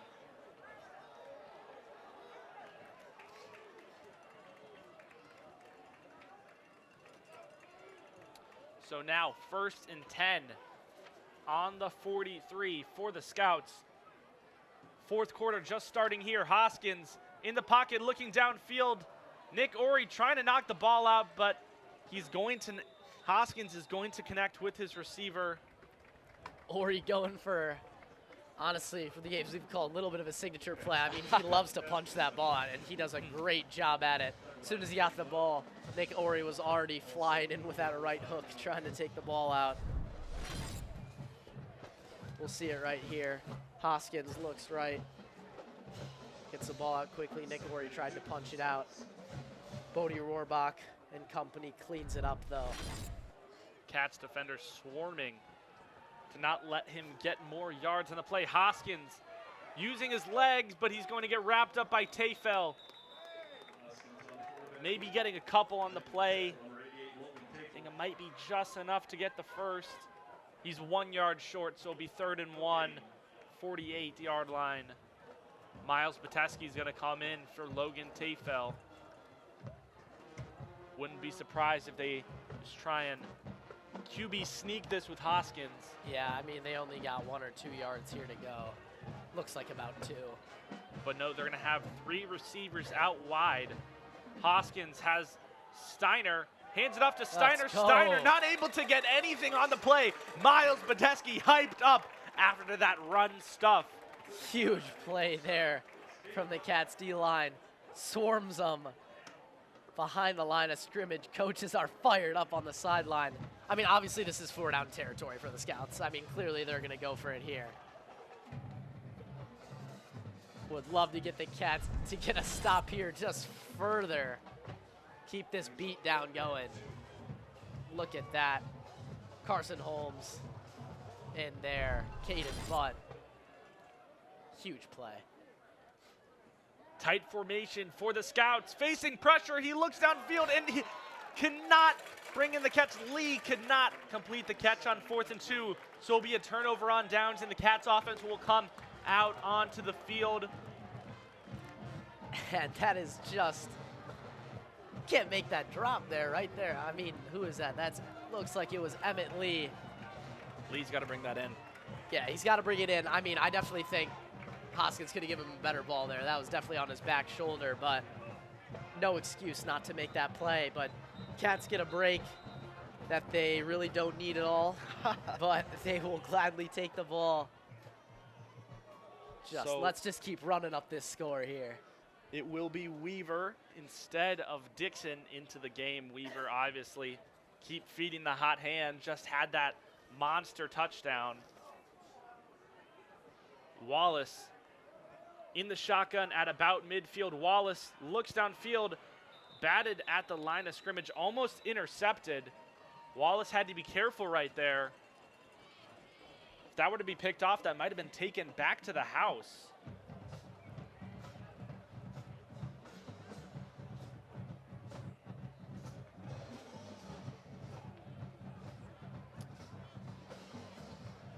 Farmakis going to come in to the game. Farmakis going to be out wide alongside Nick Ori. Brock Williams lined up along the offensive line. Melton out there as well, that 2 tight end set. Melton goes in motion. He's got Weaver right next to him.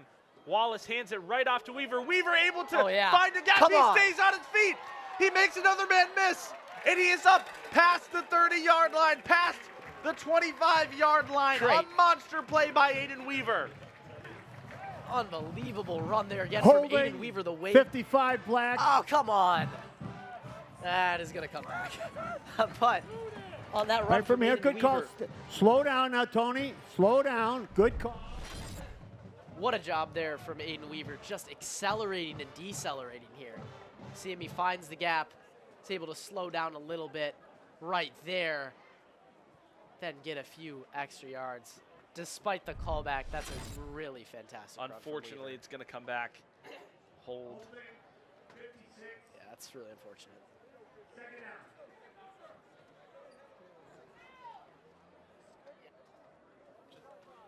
They called a holding on. 55. There we go. They just fixed it. Said it was number 56. No 56 on the field. Yeah, that one's going to be on Carson Holmes there. So now it will be 2nd and 13 on the 46. A little behind where they originally started this drive. Orion Farmakis to Wallace's left. He's got Weaver in the backfield behind him. He's got Melton in front of him. He handed off to Weaver. Weaver able to get up through one tackle, but only able to get a couple on that play. Maybe 3rd and 11, 3rd and 9-ish, maybe? Yeah, it's going to be 3rd and long here for the 3rd Cats. and 10. They're not going to try to force anything here. I mean, there's definitely no need. If they want to go to the air, it's aggressive play, but I mean, I think they can just run the ball here. I mean, if depending on how much you can, maybe even attempt a field goal with Zabin. He has an absolute boot, but I think you can just run the ball, take as much time on off this clock as you can. Farmakis goes in motion. Awkward snap for Wallace. Weaver trying to get to the outside, but he's going to be brought down. Wow, looking for a flag on that play. Definitely looked like a bit of extracurriculars on that play at the end of that play right there. There's been a lot of that, just a lot of extra physicality after the play is done.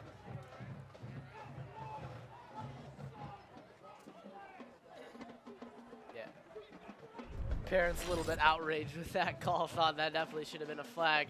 Weaver had nowhere to go, unfortunately. He was just bouncing outside to his left. Wrapped up there, number 3, it looked like Farrell. Yeah. All Ethan Farrell has to do is just wrap him up right there. No need for the extra slam into the ground. Guess he's a bit upset that Brock Williams has 3 touchdowns on him. Absolutely. I would be too.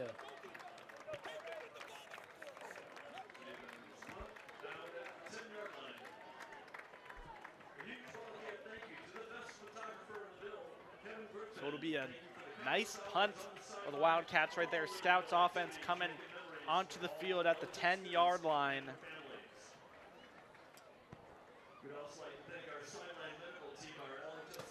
Just over 7.5 minutes to go left in this game. For the Scouts, looks like I wouldn't be surprised if they just throw left in this quarter. Try and make this game a little bit more nice looking on the box score. Looking downfield, he's got a man, but it'll be incomplete. What do you know? Another overthrow there from Hoskins. Just cannot connect with his receivers. Every ball is just 1 to 2 steps ahead of his guys. Granted, that was some pretty tight covers there from the Cats. I don't think that ball was getting completed anyway, but. No, it looks like we had Matt Liu over the top to guard the deep shot. So it'll be 2nd and 10 on the 10-yard line.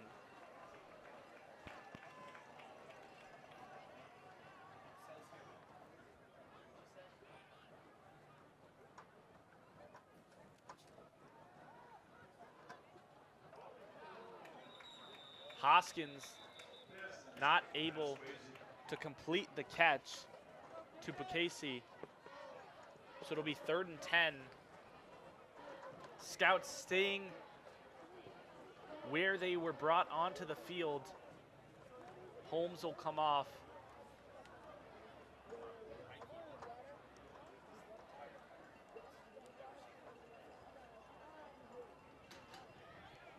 3rd and long here for the Scouts now. He's got 3 receivers to his right. He looks downfield. He's going to be sacked. Ball comes out, trying to see if it's a fumble, but refs blow it dead. So punt team will come on. Great job from the Cats D-line there. They broke through so quickly. Hoskins did a great job of just trying to get the ball away there. I mean, he had nothing else to do. Thought it might have been a fumble, but no. He had enough forward motion with that throw. Incomplete pass. See him lined up for the punt again. And he actually kicks it this time. Super short punt. And gonna take a bad roll. So favorable field position for the Wildcats. Let's see if they can put a cherry on top of this one. But they may just want to run the clock down, play smart football.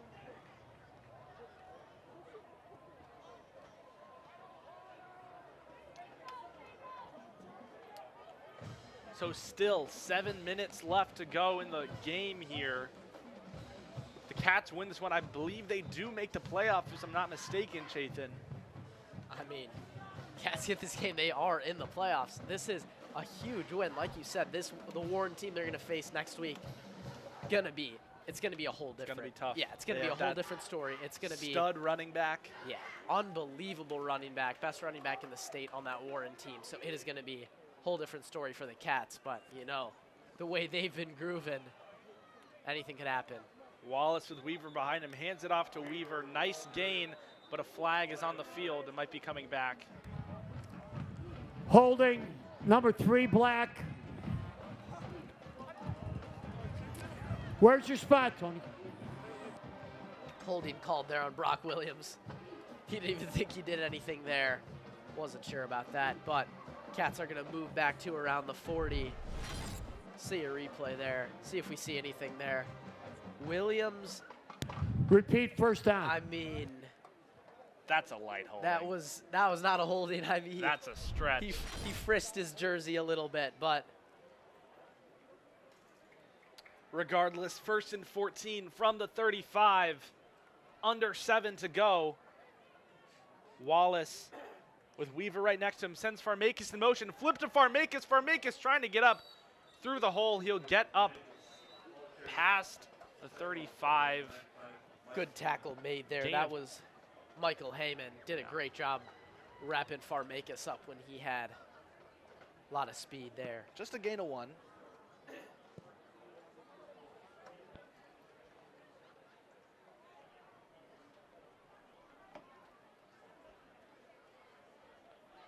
Cats letting this clock down, run down as much as possible here. Just a little bit over 6 to go in this 4th. Jacob Allen in the game for the first time for the Wildcats. Sends Allen in motion. Wallace hands it off to Weaver. Weaver trying to get up around the edge. Good block there from Allen. You know, Allen's nickname is the cheat code. That's what what they call him. Cheat code. That's what they call him. He gets in this game. Let's see what he can do.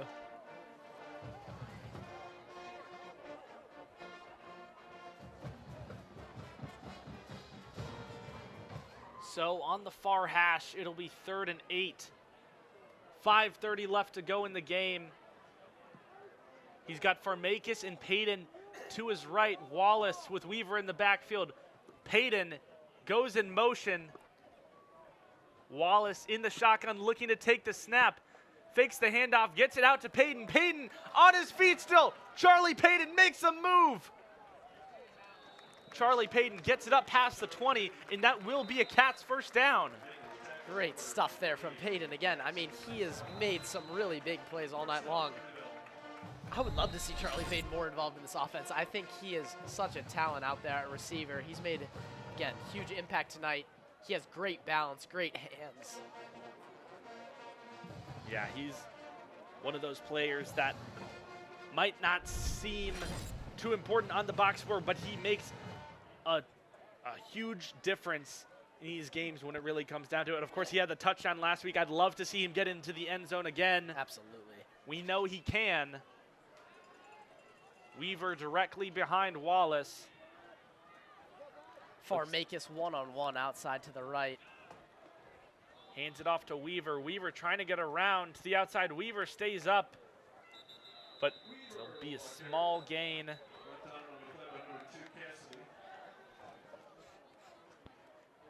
Olavsky in the game for the first time. And then Waldorf are coming. It looks like Weaver's going to be taken out. Maybe his helmet came off, I believe.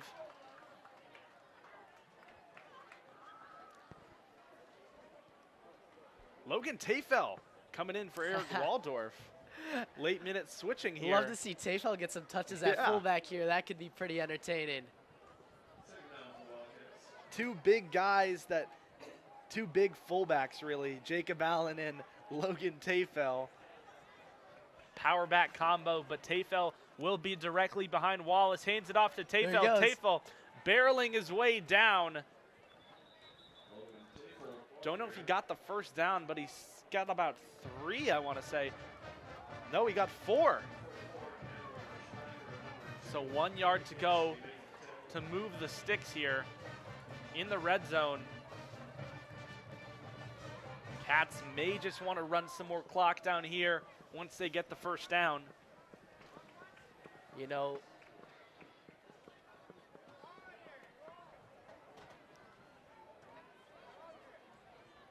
Tafel in the backfield once again. Farmakis playing off coverage on Farmakis. No one really on him. Olavsky as well out wide. Tafel once again stays up. Don't know if he got the first, and it looks like he will. Yup, Wildcat first down. You're there, Tafel getting it done both sides of the ball. One thing, looking around the rest of the NFC Conference tonight, Stevenson has got a game at Zion Benton. Lake Zurich and Warren playing each other tonight. That is a huge game. Both of them 6-1. Both of them at the top of this conference, and both of them already qualified for the playoffs. And then Mundelein and Waukegan playing. Both of those teams eliminated from playoff contention. So this was really the only other game that had huge playoff implications. It's going to end with the Cats sending the Scouts home. 7 yards till the end zone here. Hands it off to Tafel once again. Tries to get to the outside. Looks like he tackled him by his collar there. So it'll be a 1 yard gain. Yeah, got grabbed by his collar there. No call, but leads me perfectly into this. If you're sitting at home watching this broadcast and thinking you could do a better job than the officials, that is just great news. The IHSA is always looking for individuals to join the ranks of officials across the state of Illinois in all of our sports. If you are interested in becoming an IHSA licensed official, please contact Mr. Woods in the athletic office. Farmakis in motion once again. 2nd and 6 from the 6. Hands it off to Tafel. Tafel makes a move using that size, barreling down. Gain of a couple. He looks like he's going to be at the 3 yard line here. I mean, if they're trying this hard to get Logan Tafel to touchdown, you know, 3rd down, let's just run it up the gut 2 more times with him. Let's get him that score. They got a minute left. They got to hurry if they're trying to get him in the end zone.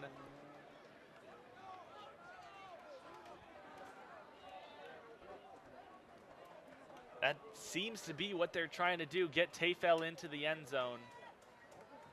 Or maybe they'll just take the knee right here. Looks like what they're going to do, in the Wildcats will take home a victory here at home.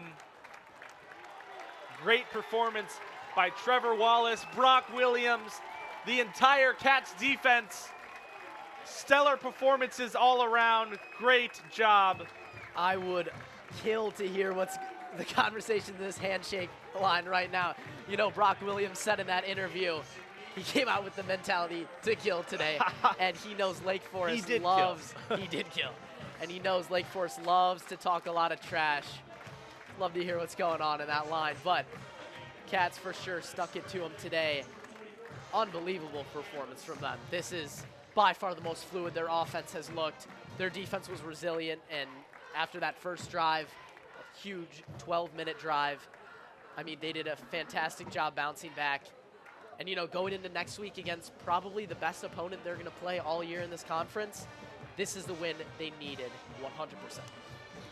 So for the Scouts, they will fall to 3-5 on the season, eliminated from playoff contention. And Wildcats, our very own Libertyville Wildcats, will move to 5-3 on the season. Huge. Being able to qualify for the playoffs against the team that knocked you out of the playoffs last year. Just no and then better knocking feeling. them out as well. I know, knocking Must them out feel as great. well.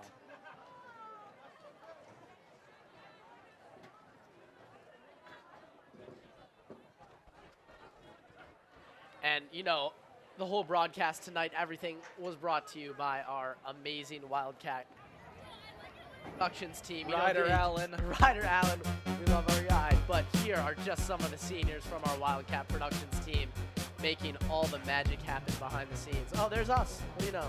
Wow. Yeah, big props to our entire Wildcat Productions crew. The directors in the director box downstairs, working graphics, all working cameras. Couldn't do it without them. Sideline reporters. Our look at our Wildcat Productions headquarters right there. Big props to all of them. You know, this speech by Coach Budge is just... It's got to feel great, you know. Losing 3 straight, now winning 4 straight, it's got to feel amazing. This is just exactly what the Cats needed. I mean, they are on such a roll right now. Special thanks to the Marquee Network.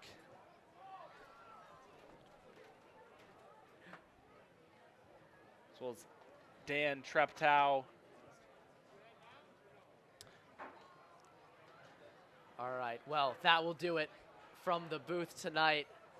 We appreciate everyone who tuned in to watch just a fantastic game from our very own Cats. But this will be the last time.